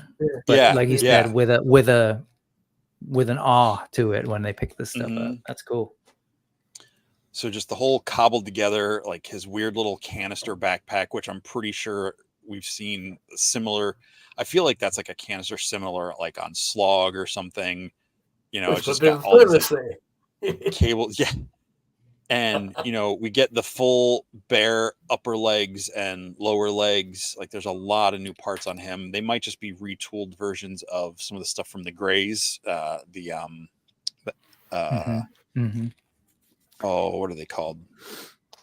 I don't remember either. AS something is one of them. But yeah, because I think these are all 1.0 scale pieces again. As far as like the size, I don't think the so, ports and stuff. I don't think so, because they were talking about the lower legs. They said are basically goblin size legs. So I think this is 2.0. Oh, okay. I withdraw my statement. I'm not 100% positive on that, but I'm pretty sure that they were talking about using this as like goblin legs. So I don't know. I could be wrong, but I could have swore this was 2.0. It's got a little bone trophy there. Bit of grass for his long car. Yeah, this one. Yeah.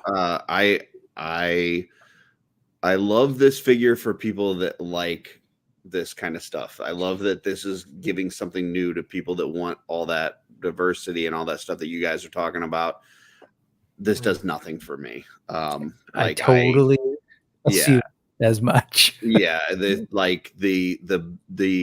bare lower limbs, it sounds like a good idea, but because it's bare lower limbs, you don't have the armor pieces that covers up that knee joint, which makes that look really weird. The face, the figure itself, the story, like this does absolutely zero for me. I mean, I'm going to get it because I'm going to get part of the all in, but I don't think this ever makes it to my display. Yeah, and I gotta say, like that's really a plus, I think, for this line. Like, there's definitely, like, you can't please everybody. No. But like there's so much going on, and it's the same in Mythic Legions. Like, people are like, I just really love the knights, or you know, and there are other people who are like going to fill their shells with goblins. But there's definitely like something to be loved in this line. And yeah, I wasn't kidding. Like, I assumed that maybe this wasn't up your alley based on like just sort of getting to know you and your interest. But no, I'll probably either trade it or break it apart for parts. Sure. You know, maybe use it for a goblin custom or something else. I don't know. Not for everybody, but something for everybody, you might say. Yeah. Yes, and I hear you on the joints, but yeah, I guess that's again one of those particularities, right, in terms of our collecting. I don't know. I'm really intrigued by aliens. Like, this totally just brings me back to, like, you know, watching like Henson stuff, or like behind the scenes of like, you know, these old movies that I loved, and just like looking at like how that would be done, and the paint that people would be doing, the airbrushing on these like latex attachments on the legs, and it's awesome.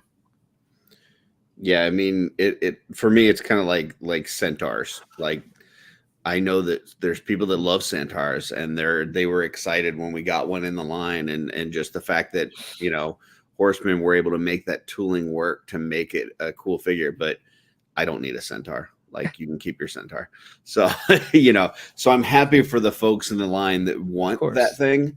And that's the same way with this. Like, it is so wild and out there. And I knew that this would be one that like Jesse would love. So I'm happy for folks like you and Jesse that you guys like this. It's just not my cup of tea. I gotta find a collector like you in my area, because I feel like we could go in and all in, and I could like get my parts. Yeah, totally. Yeah. Absolutely. You get up a good box of custom. Yes, I got bubbles. Yeah. Yeah, it's a cool thing, and I love when they mention that the again, very Star Wars, or that old sort of sci-fi movie production mindset, where that weapon that he has is like based on the gardening tool, right? I got one of those in my shed, right, to reach up there and like clip the branches and stuff. Love it. Anyway, yeah, cool stuff. I can't wait for him and I mean, I think this whole, like, I don't know if I'll be able to pull the trigger and get it all in before it closes, but I definitely want to get all these characters to use as they are. Yeah. And if not, you know, there's lots of shows and yeah, I say that, and everything else. So it's easy for me to get to a couple shows a year that have either street teams or the Horsemen there, or you know, a couple retailers. So yeah. It's So, but if you're further away, definitely the pre-order is the best way to go. Oh, Punk with Toys. Wait, you can not like something but still be happy for people that like it. This is a crazy live stream. Yeah, man. Not like the ones that you rant about sometimes on Monday nights, man. I tell you what, though, we haven't gone to Ilaria. I really like her. I think that you know, obviously the three, you know, that Crashland have very similar suits. I love her color. I love her heads that she comes with. You know, the fact that the suits are slightly different to where they're not the exact same, but yeah, I think this one's really cool.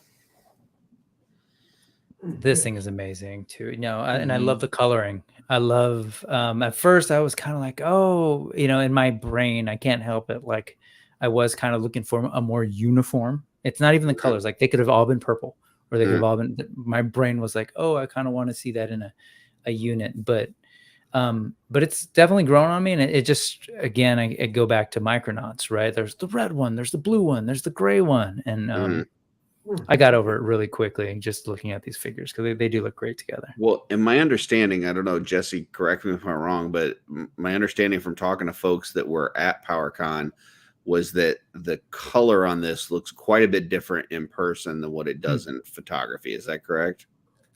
Yes, and that's not a diss on Trevor, but yeah, she's definitely a more like mauve, like a deeper, richer pink than the kind of more lilac-y purple she's appearing in especially the black background photos. Because I've got a picture of her from my Instagram page pulled up on my screen, and yeah, it's definitely a does it have like a metallic sheen to it, or is it flat? I feel like all three of them had more of a flat look to it, but not flat, not as flat as the mythic PowerCon debuts have been. Like there is that kind of like, there is like that hint of maybe more of a satin than metallic. There's definitely something there that it's not just flat.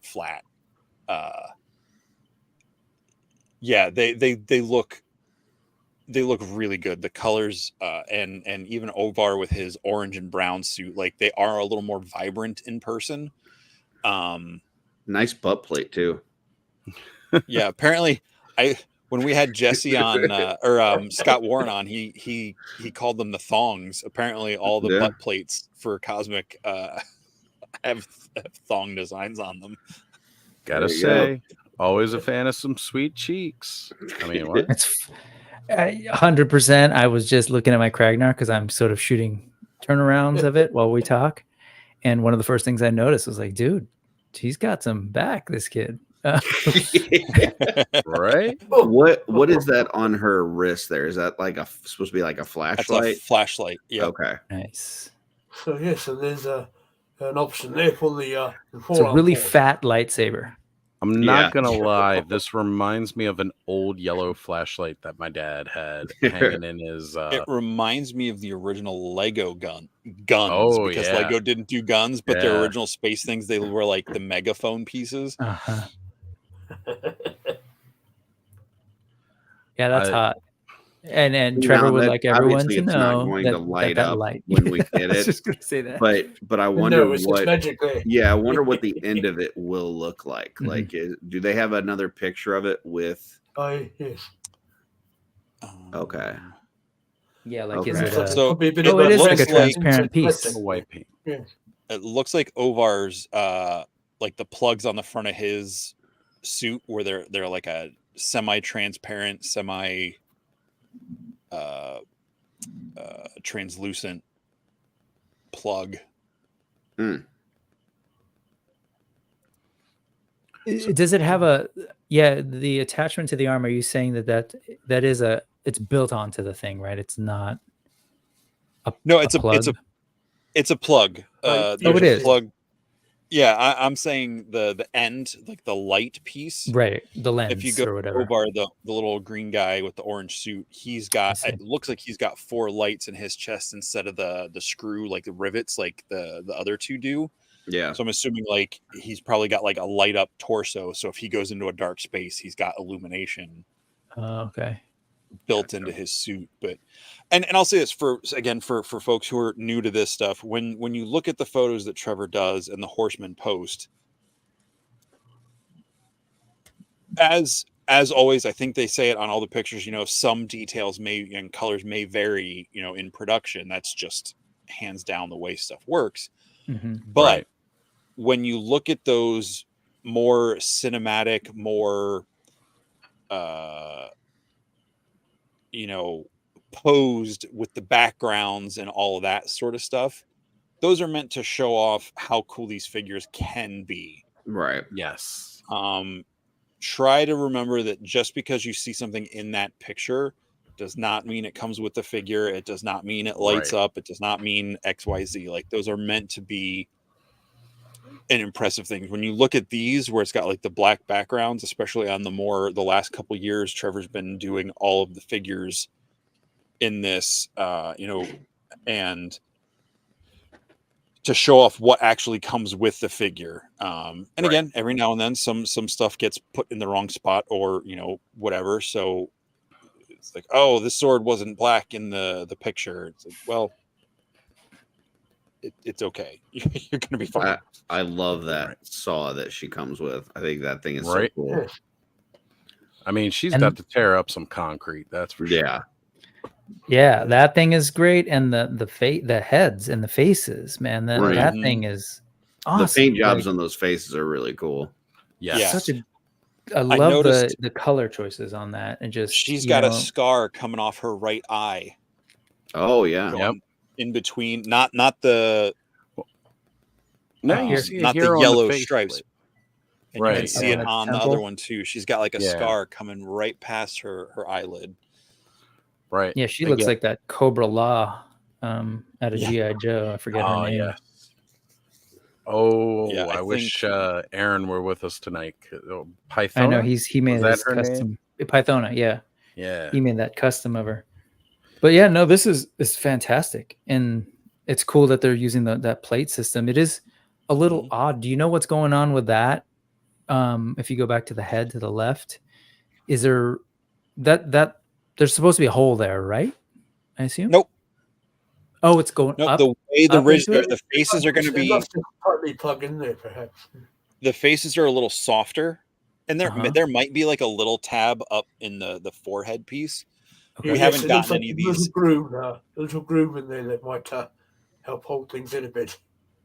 But yeah, they're designing the face plates to work in helmets to where there is like a seal, like the same with the knights, like Sir Elijah. He's got the chainmail head, and the faceplate comes out, and you can swap it for the skeletal faceplate or another face that's got that same that will fit that same shape. But we don't have any of those in hand yet. I think they introduced those during the Necronominus wave. So once we get those, but the Monkey King has a snap fit, but he doesn't have as much of a like a seal around his head like that's what I was gonna say. So yeah, that's why they're a little softer. They might just snap right in. Yes, they have a bit of a tension grip to them or something. That's the word, tension. Sorry.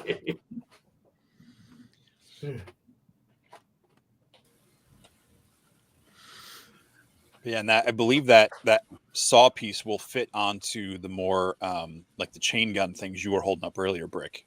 Oh, like Vorgas and yep. Yeah, I think that's the same plug that would fit into that. I think. Could be wrong. So that could potentially fit on the front of Ray's speeder. Yes, you could get that someone doing with the like the dual hand action on that thing. Yeah.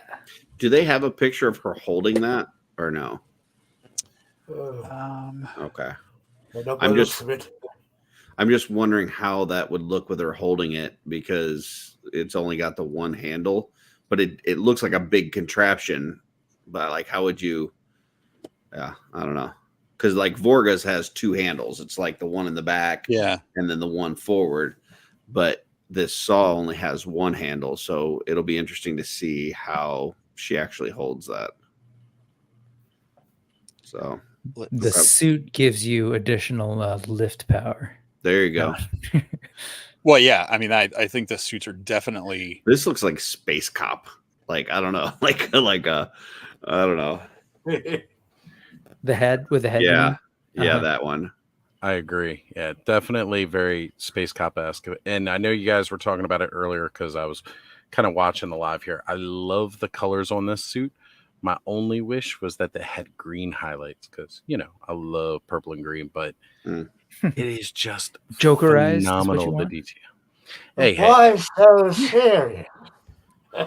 Yeah, no, and just look at the interior of the head area, the interior of the suit. Like I love Right. those details. That's Right. like I don't know. They if you guys are coulda- familiar with- That's why you don't cover it up by putting a dome on it, because then you don't get to see all that. I don't know if you're familiar with Machine and Kruger at all or Mac stuff. Is that Mhm. anyway? It's this old Japanese model line, but that same kind of thing. There's all this really cool plush interior to these giant sort of mech suits, and you'd see the head. Okay. Cool. Anyway, Nice. Just like with Snake Mountain there and the Bone Throne, they cover up all the computer sticker work or detail work in behind there. Right. Yeah. When you snap Put a- that put a bone seal throne that into detail. place. Yeah. Yeah. Why'd you put it back there just to cover it up? Don't cover up your backsides, people. Come on. Perhaps they were ashamed because they couldn't get the microphone system in there, and that was usually the battery pack on the vintage set. I can't not surprised- see the space cop now because I see like a sheriff star in his face. That's what I was saying. Yeah. Looks like a sheriff's It's badge right in the definitely- middle of it. Definitely. It's like your robot cops in the first Star Trek movie there, Oh. Mr. JJ.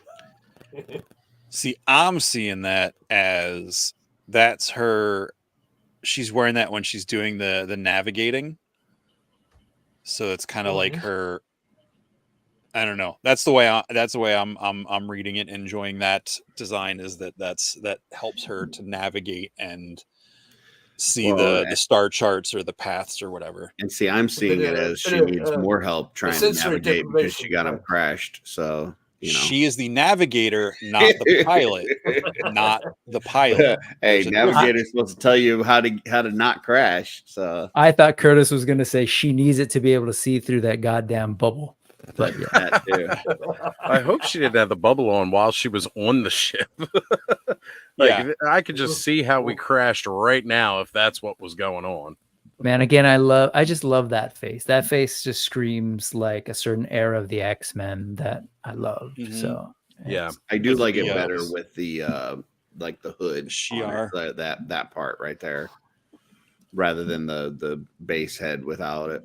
Well, I like that we get two looks though with But it. you really get three because you get the Right. one look with the two face plates and then the basic head. So Right. yeah, Or you I can mean- just take the neck peg out completely and Make it's it a just a suit. suit hanging on the wall. yeah. Right. nice. Right. Right. You can Who would definitely do do that that. though? Who would just put things in as suits? That's crazy. Toy photographers. Oh, that's right. I just did that. Or you take the face off and you've got Cobra Commander. Yeah. Anyways, I'll say this: if anyone crashed a ship, it's her husband Velok. He Well, is yeah, the because she's pilot. nagging at him. She's like, blah blah blah blah, and he man, he's look like, at you. screw That's it. a Wait, probably you crashed can't his switch plan your on story. You purpose, can't say You know. the navigator should be telling you what to do as the pilot, and then say she's nagging. Like, Yeah, you but can't then have it both ways. she clearly gave him bad directions. So Oh my goodness. The And, you know, awkward he wasn't gonna misogyny is stop not and ask, reflected in all so. hosts of Legion's class. Thank you for the disclaimer, Brick. Oh, that looks awesome, man. That It just looks really does look good. so good. And again, this is my uniform thing, but it's interesting to me that their centerpieces are all kind of different, right? Right. Mhm. Again, nobody it's had a problem with lightning pussy, but if you say this, the woman's nagging at the guy driving the Because spaceship, again, that's you a problem. dirty boys. It was Thundercats, Right. lightning pussies. Okay. It's totally like Gotcha. that's the, so we don't get sued clause. There you go. Who Sue's claws? What? do you ever see Yes. sorry, never mind. Moving on. Let's see her husband. Yes. Let's go look at that Indeed, blue armor. The relationship blossom there, you might say. And if you read the bio, Ugh. it's actually everybody was asleep, so really nobody's at fault. I'm guessing it was a rogue asteroid or meteor storm. Sure, Yeah. Jesse. And everybody wants auto driving cars. No, they don't. I don't. Good on you, They're Jesse. That's they're right. all I mean, over I here, do because man. I hate driving, but I don't want You don't. my car to drive for me. You just I'm can't the trust knight the in the Peace machine. 2000. Well, you can call me Kid. I'll take that. I'll take that one. Yes, I'm all for having a kit. This thing is awesome, man. This is like, I know a lot of folks have immediately kind of jumped to like the Warhammer and even the sort of like the Marines and the StarCraft stuff. I was going to say, I went Um, straight to StarCraft with the looks but of I- these suits. And I don't know, I never see that as sort of a negative because again, like we've talked about it earlier, there's really not a whole lot that's new under the sun, right? And it's really off kind of like variations of things that we've seen before. But I think that's actually where what I appreciate about the Horsemen is that, you know, like we could say the whole Mythic Legions thing, right? Oh, they've got elves and dwarves, and like that's not necessarily a new thing. So of course there's going to be things in there that are reminiscent of whatever Tolkien or, you know, whatever else you want to go to with high fantasy. So, but I do like, I like what they've done here with this armor. I do think that there's enough that sort of makes it different and unique. And again, I think the color thing, and then the last thing I'll say about it that I've loved about Cosmic so far, and I've heard people, you know, say this is a bad perspective to have, but the fact that we still don't have any Earthlings, I think is just awesome. Like this truly is a completely different world. I know.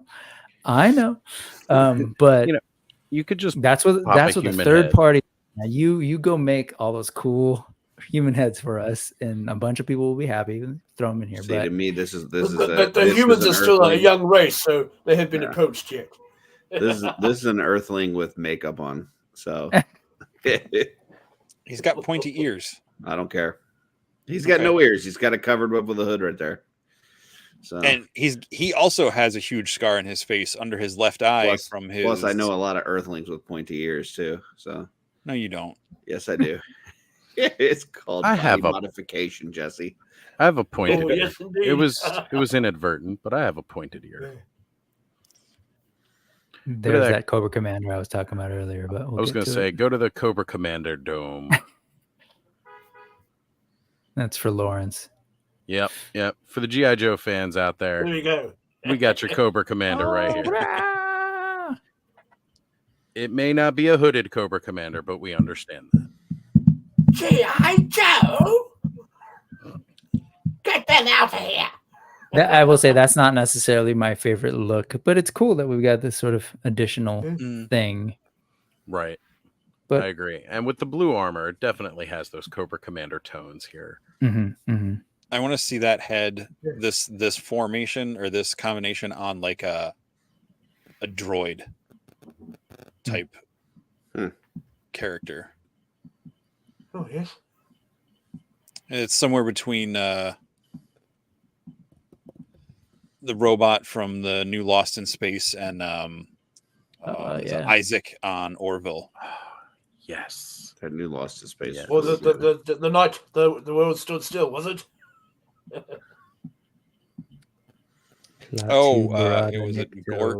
Or yeah. Well, one of those. Something like that. Anyway, yeah, let's see what other. Brick, I agree with you. I'm glad there's no Earthling human characters so far. I've got plenty of barbarians and Curtis can. humans. He says he can be happy that other people are happy, but he has to let you know how much he doesn't like it. Because I just said, like, when we had the Uka on, right, or Uka or whatever the hell that guy's name is, like, I don't like that character, but I'm glad they put it there for you. But you guys are like, if they put a human there for you, even though they put a human there for Curtis, I don't agree. No humans, no, Curtis can't be happy. Only I can be happy. That's bullshit. I'm happy for you when you get something you like. I think that's fascinating that you read all of that into it, but okay. That's exactly what it is. I'm happy for you getting your weird aliens. You should be happy for me if I get a human. But instead, you guys are like, no humans, anti-human. We hate humans. Kill the human race. Yeah. I I said guess I so. like that they haven't done it Humans. yet. I'm not going to be mad if it happens because Yeah, okay. you're totally Why are you speculating happy on. that they haven't done humans? Wouldn't that just be a figure you don't buy, but maybe somebody else enjoys? Why Well, why does no, it Totally make fine. why does it Yeah, bring I mean, you I'm not. joy Well, that they I'll tell you haven't right put out now, a I won't figure be that other upset. people would like? I Okay. won't rant. Well- I won't be angry about it. But what I love about this this world that it truly is sort of like it's not of this place. And I've struggled with that in a lot of sci-fi, right? Like that's the one piece of granted, Star Trek is like meant to be a future version of our reality. But like I've always struggled with that when they'd land somewhere and then they'd see like an illusion or something, a construct of like Sherlock Holmes or like a Chicago or like come on now, like give me a whole other world. And I've appreciated that about this sort of sci-fi world called Cosmerrium, not Mars, and that I'm truly in kind of this other world. And We have I'd humans love in that Mythic about Legion. fantasy. What's that? We have humans in Mythic Legion, Oh, and they are totally. not from Earth. They're not Sherlock Holmes. They have no tie-in to Earth. They're just Sure. humans. Yeah. And there's no reason why we can't have the same thing in Cosmic. I'm not saying that they have to, but if they did, I would be happy. And for anybody that says I'm happy that they don't have it in there, well, go F yourself. So That's Well, depending on how early and on if I the still have subject of energy, I'll take your humans there. advice. So They should have a few wizards, I think, as well. Oh, get out. exactly. Yeah, throw some wizards in there too. Space wizards work. We've seen it in Star Wars. I have all sorts of reasons, but I appreciate this. Like think about all the creativity that's going into like every single thing that they're creating. How do we make this thing look? And I know for a fact, just based on the way that they have revealed their thought process on a couple different figures and creating toys, like there's a lot of thought that goes into each and every one of these and like creating new races and beings. So I don't know, to me, if I were in their shoes, man, like this is like one of the funnest things probably that they've ever been able to do, right? Especially when I know that, they wanted to do Power Lords back in the day. I can just see like from an artist perspective, it's like, wow, I'm creating all sorts of new stuff. But again, I won't be mad when they Trevor too, just so you know. What's Trevor. that? F Trevor too in the chat. So I'll bring it up here. Hashtag no humans.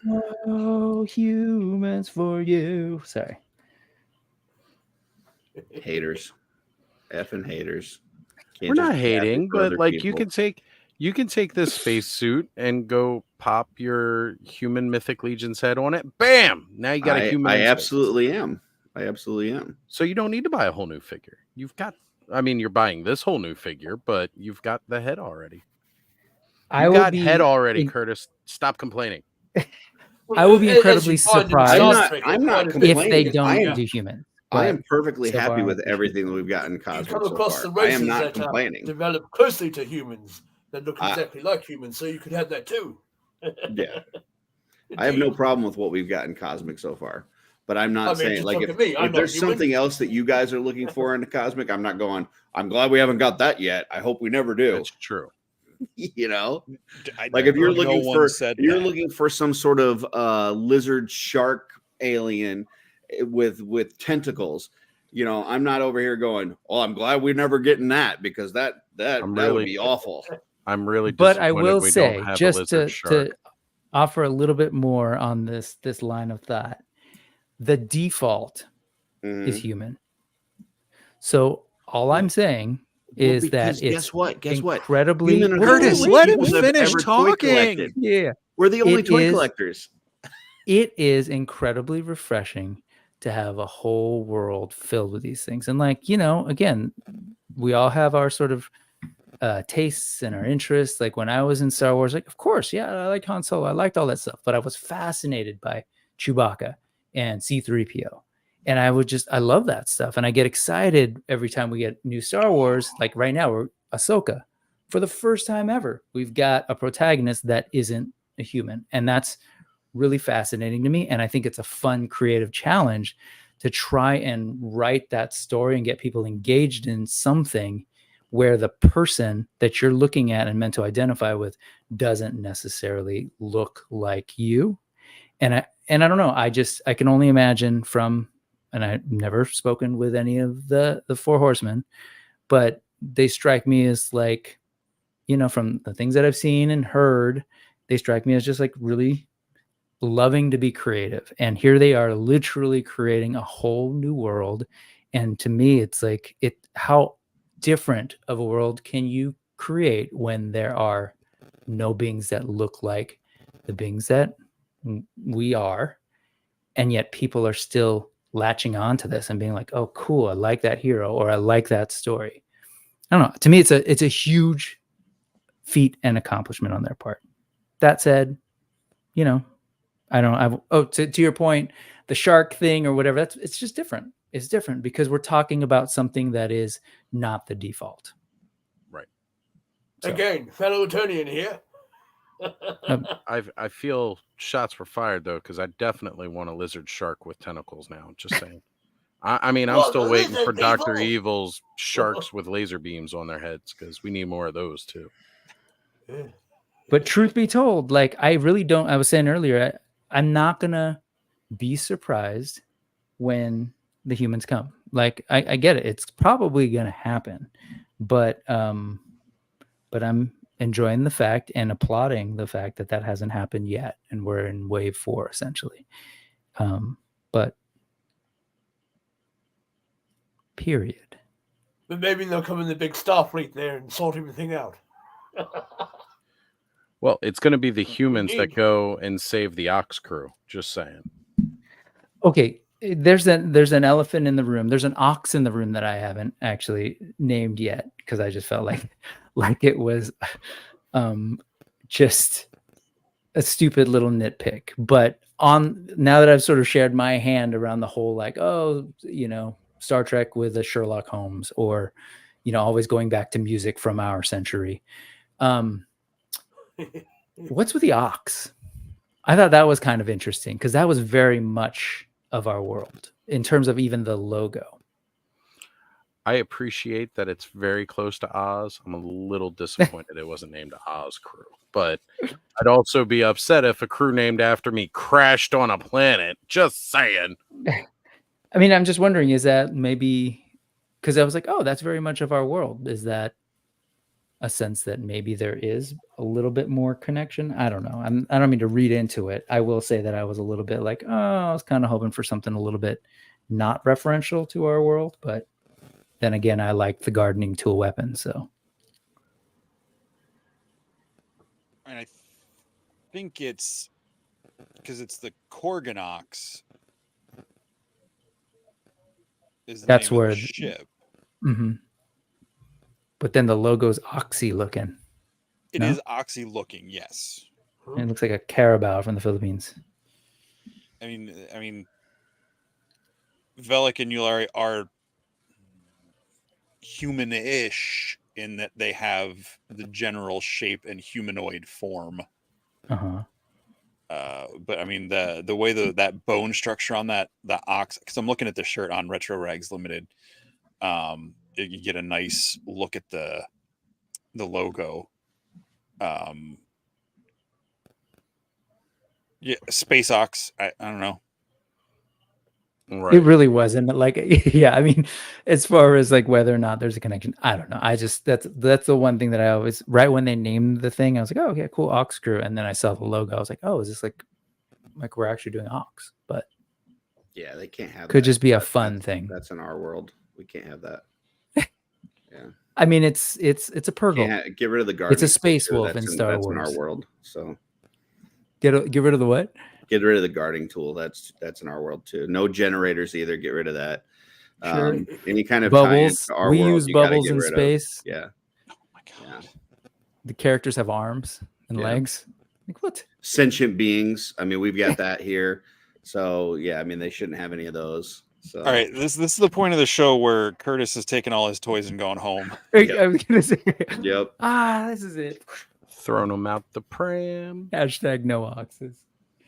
Nukes. Yeah, I mean, that Nukes. said, I think this wave is pretty damn cool. I think after sort of sitting, like, I really have been trying to trim back on a lot of the things I've been getting lately because I've been dipping into all sorts of stuff. Like, like I have no business getting, like, this is an Astrobots thing. Like, I just saw it and it was cool and I wanted to check it out and I love it. So, like, I'm exploring all sorts of stuff. So trying to curb my spending a little bit by not necessarily going complete and doing all in. But as we talk tonight, it's just like, man, there's none of these that I'm like, oh, I don't like this. So it's kind of how we went through with the last All-Stars wave too. It was, I mean, there was a couple where it was like, okay, well, I don't necessarily want nope. You know what? I'm all in now. yeah. And so did this have anything else that we haven't looked at yet? Like, like other waves, they have like hands packs. I forget. Was there anything else to this wave? No, Okay. just No, I what you believe see that's it. here. But still $2.99. And I'd say overall worth it. Can you go Oh, yeah. pull up the all-in picture there too? So again, people can kind of see that scaling of the whole wave together. Oh, yes. There's your shot of scale with that. What is it called? Something back? The lowland scape back. Scape back. Just gotta think of that. It looks like- landscape. As far as the hands go, that everybody comes with at least 2 sets of hands. That's right. Most of them have more than Orvar and Velok. It looks like are the only ones that only have 2 sets of hands, but it looks like everybody else has at least 3. And the way these creatures are being created, like, you have to be really selective, right? There's not a whole lot of universal hands that'll work across multiple figures. I mean, Anyway. they did do hands packs for Volcatar Book 1. Right. I bet, but I mean, That in this are- wave, to go in go this with wave? these guys, yeah, it would be kind of weird now that I think about all their different hands. Yeah, because their suit hands have like guards over the first 2 knuckles, like the first 2 Yeah. sets of fingers. So they're very unique to the crew design as far as the crew characters go. Yeah. Yeah. Yeah, just wondering, like, I'm not at all thinking like I feel shorted at all. Like $2.99 for these figures with everything you're getting, with all the tooling involved and just the level of detail. And we've got a $25 like badass set of accessories that we've all kind of been fawning over. Yes. It's cool Agreed. stuff, man. That's the thing that trips me out about this cosmic line as it's come out, is like every wave we're getting new different, new things, new species, new creatures, new. Yeah, I mean, it just makes me wonder how I don't know. I keep thinking about the early days of Mythic. I guess, at the end of the day, like, they've had so much experience with Mythic Legions that they didn't necessarily have to follow the same sort of like rollout style, I guess, with Mythic, because a lot of those were like, they weren't as sort of like drastically different from wave to wave in the first couple of waves. So Right. Yeah, Anyway. I guess they've just gotten to a point where they can experiment more. They can play with new stuff more and take more of a risk in doing something like this. yeah. Yeah. And I was just on a stream yesterday, and it seems like it's a recurring thing, but I was on Mega J Retro last night, and he had this whole thing. It was like, are indie toys the future? And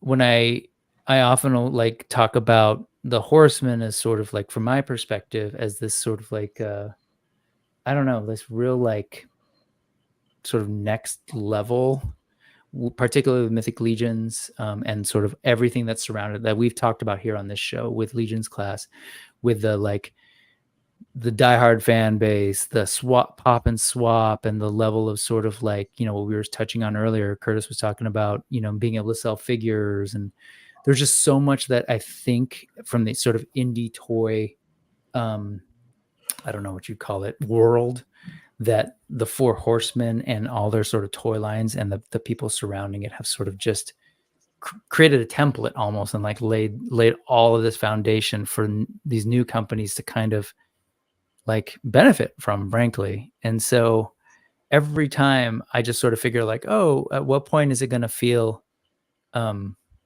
don't know what's the word, like, oh, more of the same, you know, with everything that they own. But it's like, nah, we're doing Figure Obscura now, and this is the one, you know, like there's just all sorts of new stuff. We were talking about it earlier with packaging. They could have easily just given us, oh, here's the Mythic Legions packaging, but like with new cosmic sort of like, you know, cardboard. But after 100 years, things can still surprise you. Yeah. Oh, sit down there. I was just going with the indie toy thing because I feel like more and more people are paying attention to it, especially after PowerCon. You're hearing a lot more people going like, wow, like there's all these indie toy companies. And for many of us, particularly in this room, it's like we've been aware of these things, right? And so I love that people are paying attention, and I just always kind of want to highlight particularly what the Horsemen are doing, just because it's so like, just they keep pushing and pushing and pushing and sort of like switching up the game. Like today, it just occurred to me as I was sitting here thinking, like, even this whole business, right? Like that we were talking about earlier with the accessories, and now in this line, they're like, well, shit, let's do some accessories and Dio stuff. I don't know. Right. It's pretty fascinating to watch. So that's all. You know, a lot of people will complain about the bigger companies not necessarily giving them what they want. And one of the best parts about about the indies, you know, they're a bit more in touch with what we're looking for. Because, you know, I mean, they're not Mattel, they're not Hasbro, so they don't have a bunch of money to fall back on in case this doesn't work. They've got to make sure that people want to buy the product. So they listen to stuff, they watch what's going on, they try to get involved with the community a bit more. I mean, again, look, Walter Hagen, just a fan of Mythic Legion, started the Cabal, and you go into the Cabal and you can feel the presence of the Four Horsemen in there, looking and seeing what people are doing.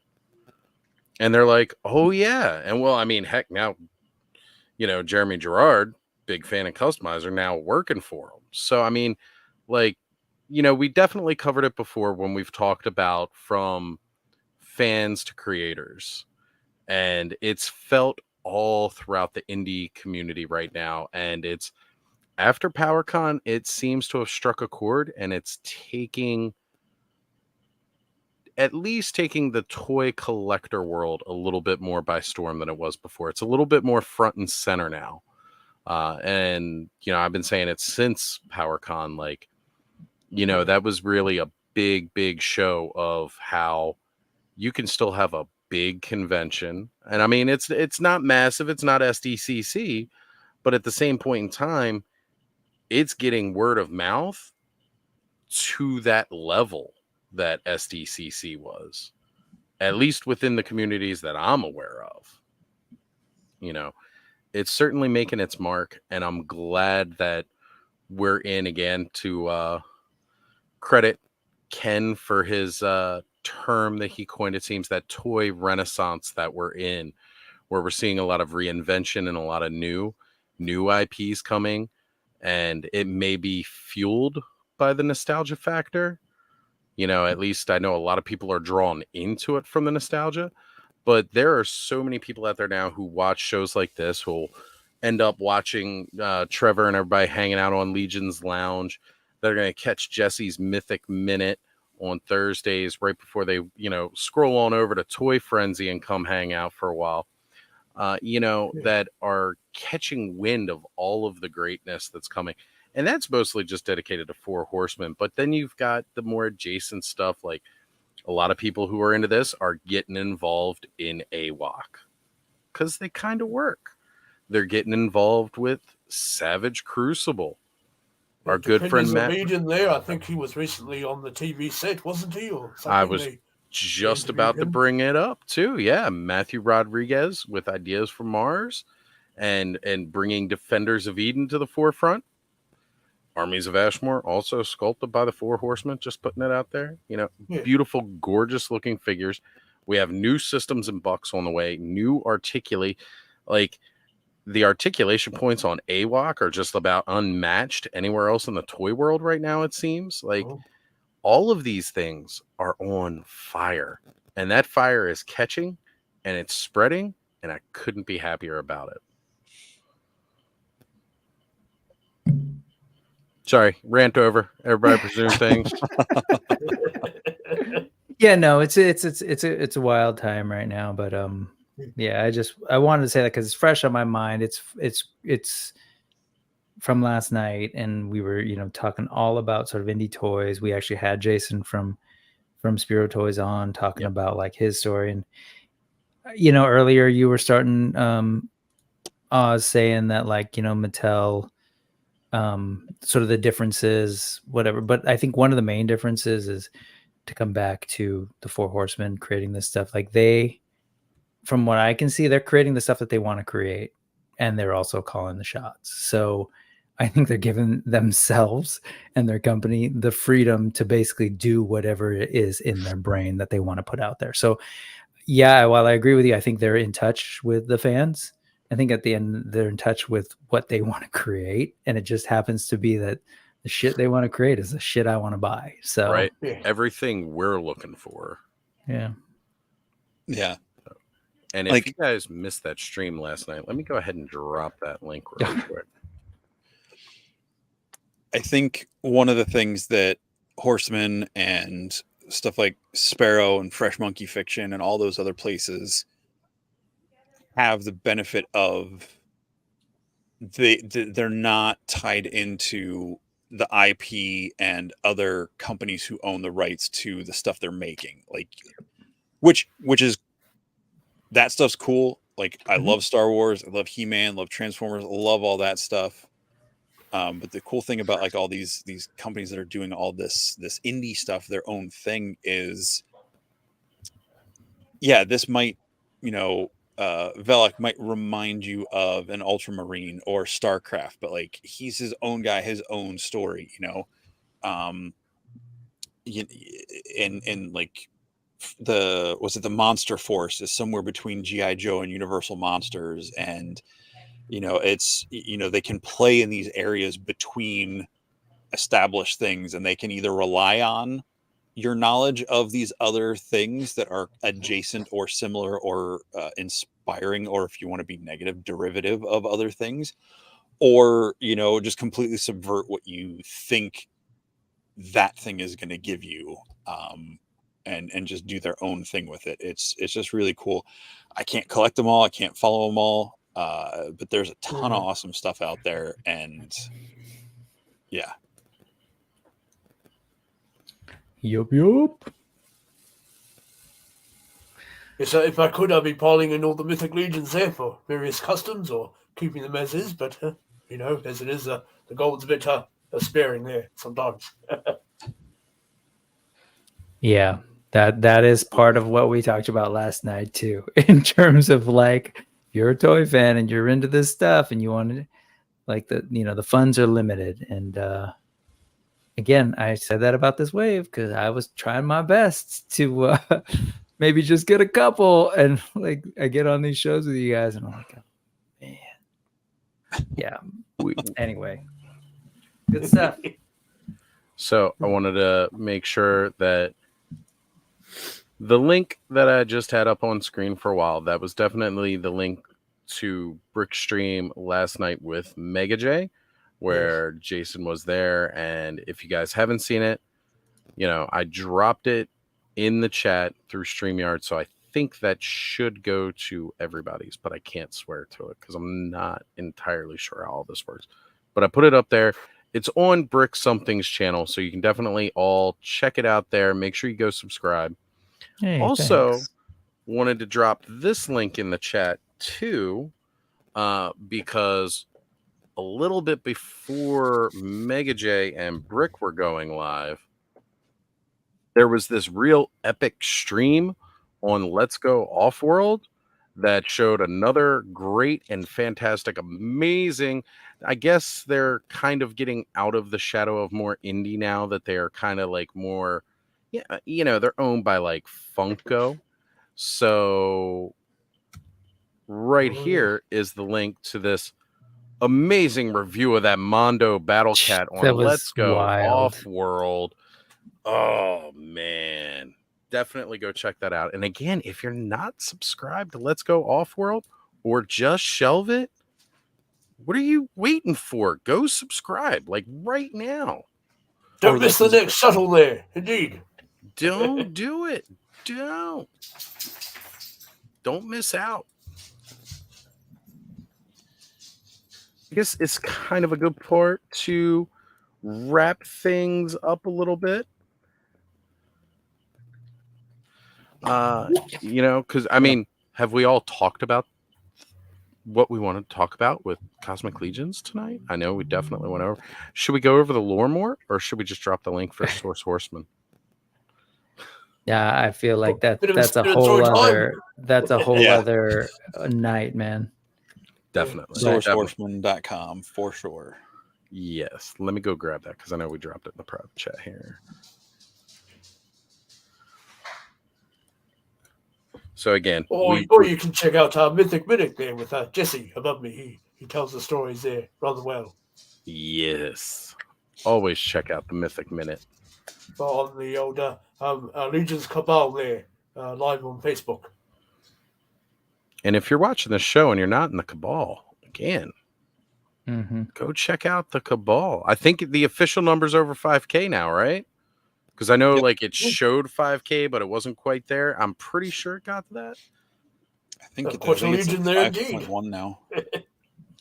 Fantastic. I mean, again, I'd like to say we helped out with that a little bit. I know there's been quite a few people that watch the streams who may have been hesitant previously about getting into Legions. However, I know these classes have helped quite a few people because when you see that secondary market, it gets scary looking at Legions. But one of the best parts about it is you don't have to look back.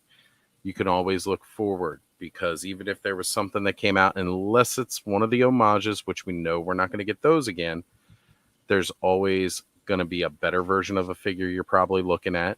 They had the all-star waves where, hey, if somebody's up, vote for them. Being around this time for the all-star process and the fan votes, the campaigns that were going on is gorgeous. It's such a fun community to be within, and you guys got to check out the Cabal if you haven't already joined.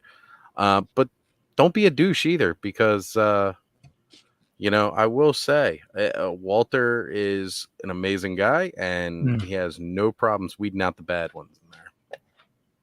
Not that we've really seen any bad ones. So, And he is a gardener, right?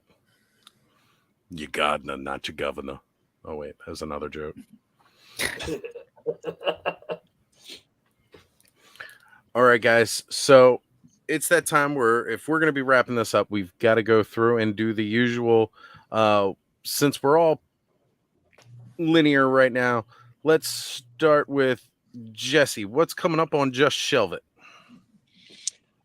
Tomorrow night, 9 p.m. Eastern, Kurt and I are talking to Connexus over from Instagram, talking toys, toy community photography, collecting, all that jazz on Shooting the Shelf. And then we'll be revealing our customer guest for next week at the end of the show tomorrow night. Oh, good. here we have that beautiful link to Jesse's channel. Just shelve it. Catch Shooting the Shelf every Sunday right there. Again, if you're in the Cabal, you can join him for Mythic Minute every Thursday night. Definitely do so, folks. It comes on right before Toy Frenzy, and I'll put it this way. It's so quick because he does do about a minute, and then it's like he was able to do Mythic Minute and then immediately jump into doing Toy Frenzy one week when we had him on. So you can do both in one night, folks. I'm telling you. All right. Eldor, what do you got going on, brother? So next week there on Friday the 8th of September, well, for you lot anyway, I'll have Scully Vader on my channel of my custom figure time segment. With the live side of that, we'll be interviewing other creative peoples in our community. And as we know, Scully Vader, he's a really adept artist there and a sculptor. Mhm. And he's done quite a bit of artistic work in his lifetime. So we'll be delving into a bit of his background there and so forth. Nice. And yes, we've had a few guests there already. We had a Mr. Wonderful with his Hexastack display system, and then up to recently we had Joshua Sky, one of the writers for the Masters of the Universe mini comics since about Wave 11, I believe. So yes, it's been quite a good segment there so far. So can't wait for that one. So that'll be about 6 p.m. Pacific Standard Time, and what have you. Excellent. Excellent. It's always a good time to have Skelevator on because Skelly is just an amazing guy. And check out his channel as well, Skelevator on YouTube. Let me grab that link real quick. He's full of secrets indeed, you might say. That he is. He's got a weekly And weirdo wonders. coming up. Hmm. And if it weren't for Skelly, if it weren't for Toy Frenzy, wouldn't even be doing this show on my own right now. So let's pop up Indeed, Skelly's his channel here. Toy Frenzy segment, yes. You know, you guys want to see a great customizer who's doing epic scale dioramas. You know, Skelly just recently finished a commission for his Snake Mountain, and it's mind-blowing. And you can watch the whole process on his playlist. He is one of the just one of the best. Absolutely. So solid. Also, big shout out to Toy Culprits joining us tonight here, jumping in, saying it's late. Hi, everyone. And he knows about Skella too. Skelevator is amazing. He sensed someone talking about campaigning for All Stars and jumped in. Well, you know, it's what you got to do, right? Get a start early, build that base. That's it. That's it. All right. Brick, what you got coming up, brother? I am definitely gonna have to be doing some unboxing videos of all of these amazing cosmics because I'm super behind, but I've been just having fun. Lately doing these shorts on the Brick Something channel, just sort of like just started with the whole shorts thing, just doing these little turnarounds. I was actually shooting some tonight while we were talking. So that's generally been a Monday through Friday thing. Sometimes it's more often than that. I just drop them there on YouTube and then do them over on Instagram. Sundays are getting pretty busy. So tomorrow is an AWOC Talk Monkey Business Day. So I do a show with Highly Articulated over on his channel where we live stream. It's called Monkey Business, where we just do whatever. Sometimes we're doing interviews. Sometimes we're just talking about particular topics around Animal Warriors of the Kingdom. And then I work on these pre-recorded videos that are largely all about us talking through the lore of Animal Warriors of the Kingdom. I've done some sort of shorts with the comic book assets that I've gotten from Spiro. And so tomorrow will be a double whammy day where there will be an episode of that releasing. And then at 2:00, he and I are going to do the live thing. And then at 4:30, I'll be doing the Brick Something news. And it's not really news if you're familiar with it. It's just talking about the needless ephemera we saw. So I bring on a co-host and we just talk about whatever cool things that we saw that week, whether it's custom stuff, whether it's actual toy news, maybe a show that we both watched. And that'll be tomorrow with Silver K, Kayla from the Geek the F Out channel. So I just did it yesterday with you all. We did a little special edition with Oz and Eldor. That's right. So yeah, and that it's super short, so that I think it goes from 4:30 to like 5:45 at the latest. So then people can choose from the wonderful menu of Sunday night entertainment, whether it's over on Jesse's channel, Jesse and Curtis, or GDL, Geek Dad Life, or Hella Dope. So come hang out for an hour and go watch something even better.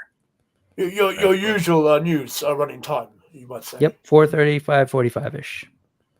Sorry, Pacific time, West Coast. Absolutely.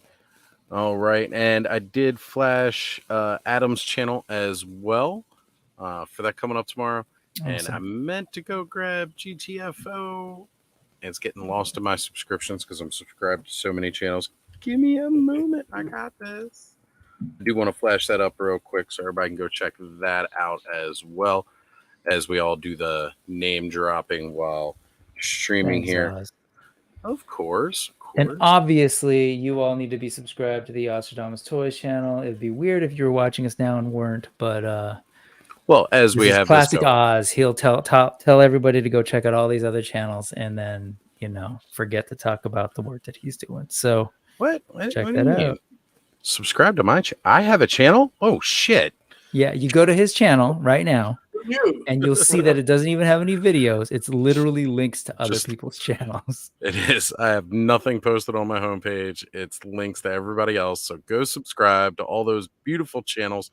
I got to do some updating. Got to move some around. I had some people that needed to get to 500 that have recently cleared that bracket, and we got a couple more on the way too, which I'm really, really excited to see. I know Hella Dope's been grinding it up to the, big 500 there, and it's great to watch everybody's channel grow. I am so excited to see that, and one day I'll get there, and that's fine. That's absolutely fine.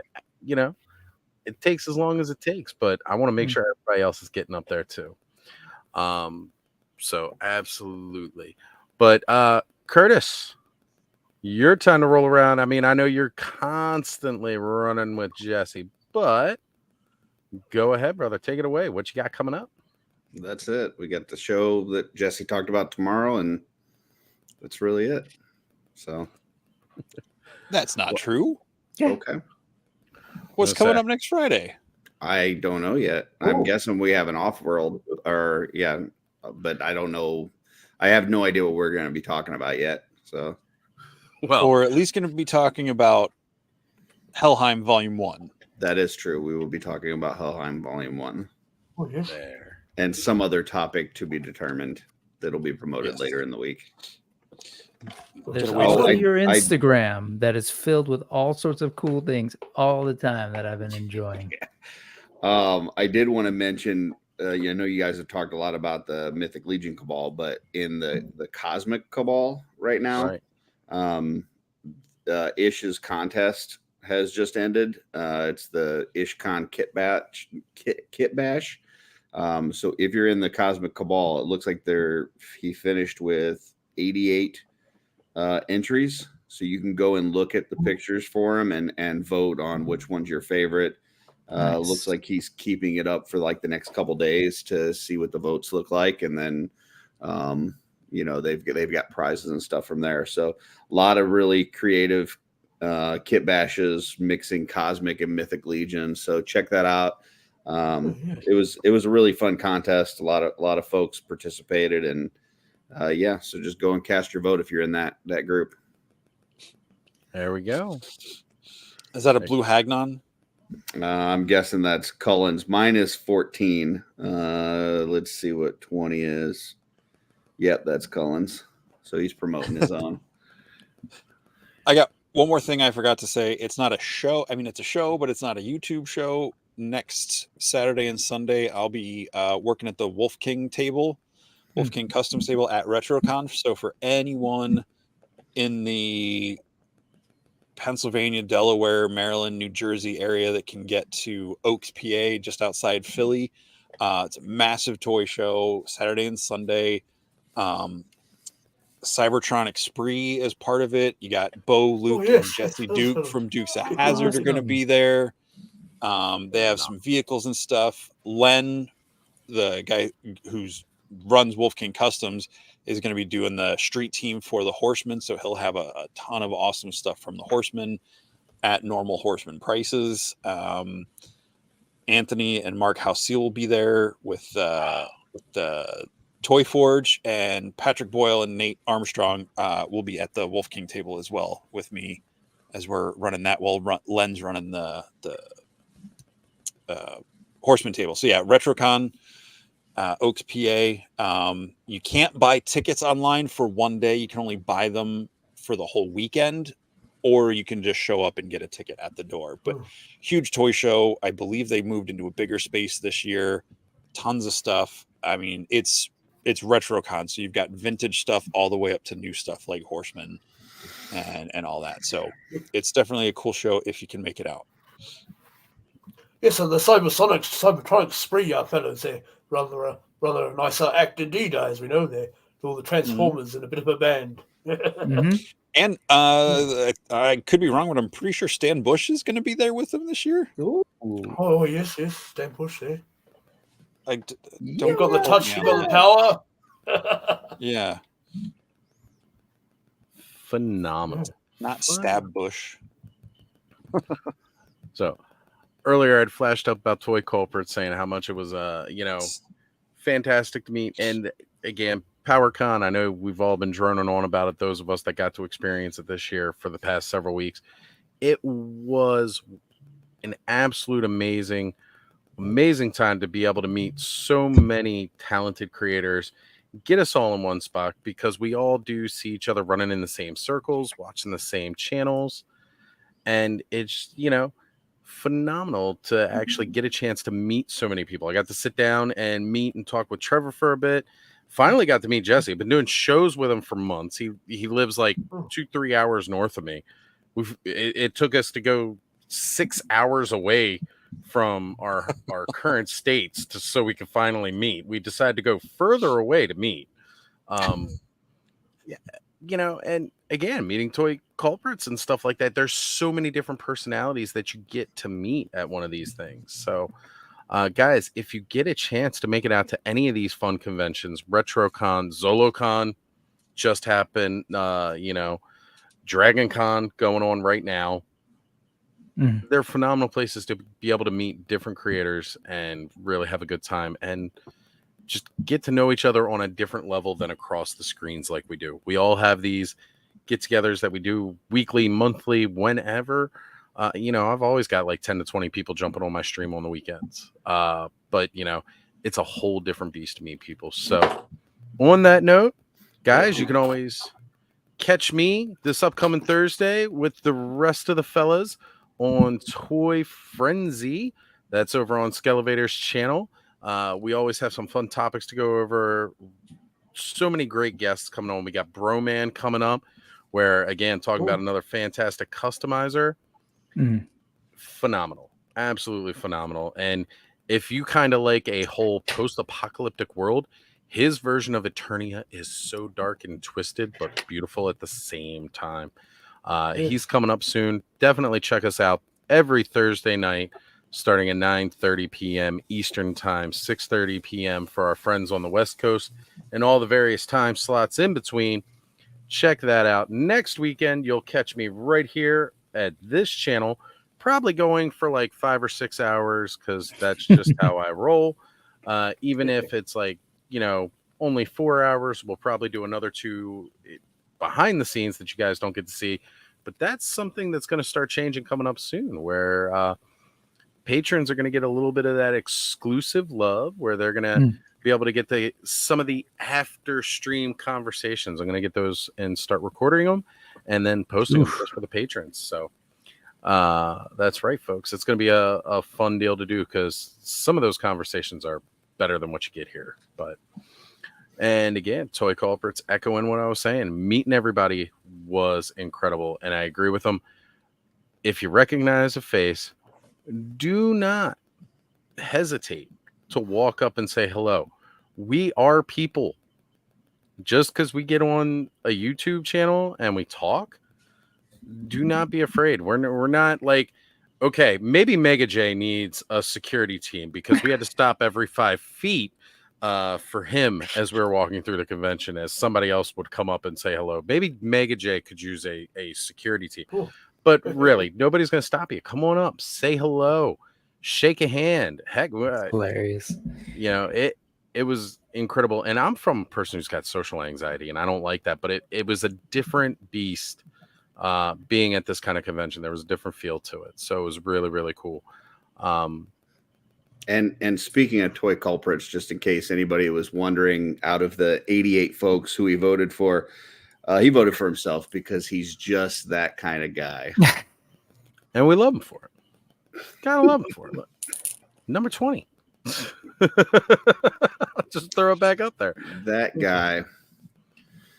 And Jesse posted Legion's Con coming up because if you want a great place to be able to meet quite a few of us here, that's coming up in November. And I know I will be there hanging out with Jesse and Sean and so many others while we all get to hang around. And it's going to be, this time there won't be as much of a presence from so many other indie toy companies, but there's still going to be a big presence and a lot of third-party customizers. You know, Jesse was already mentioned, like Wolf King Customs and such, that's going to be there. Definitely, guys, if you can, make it out to Legion's Con this November.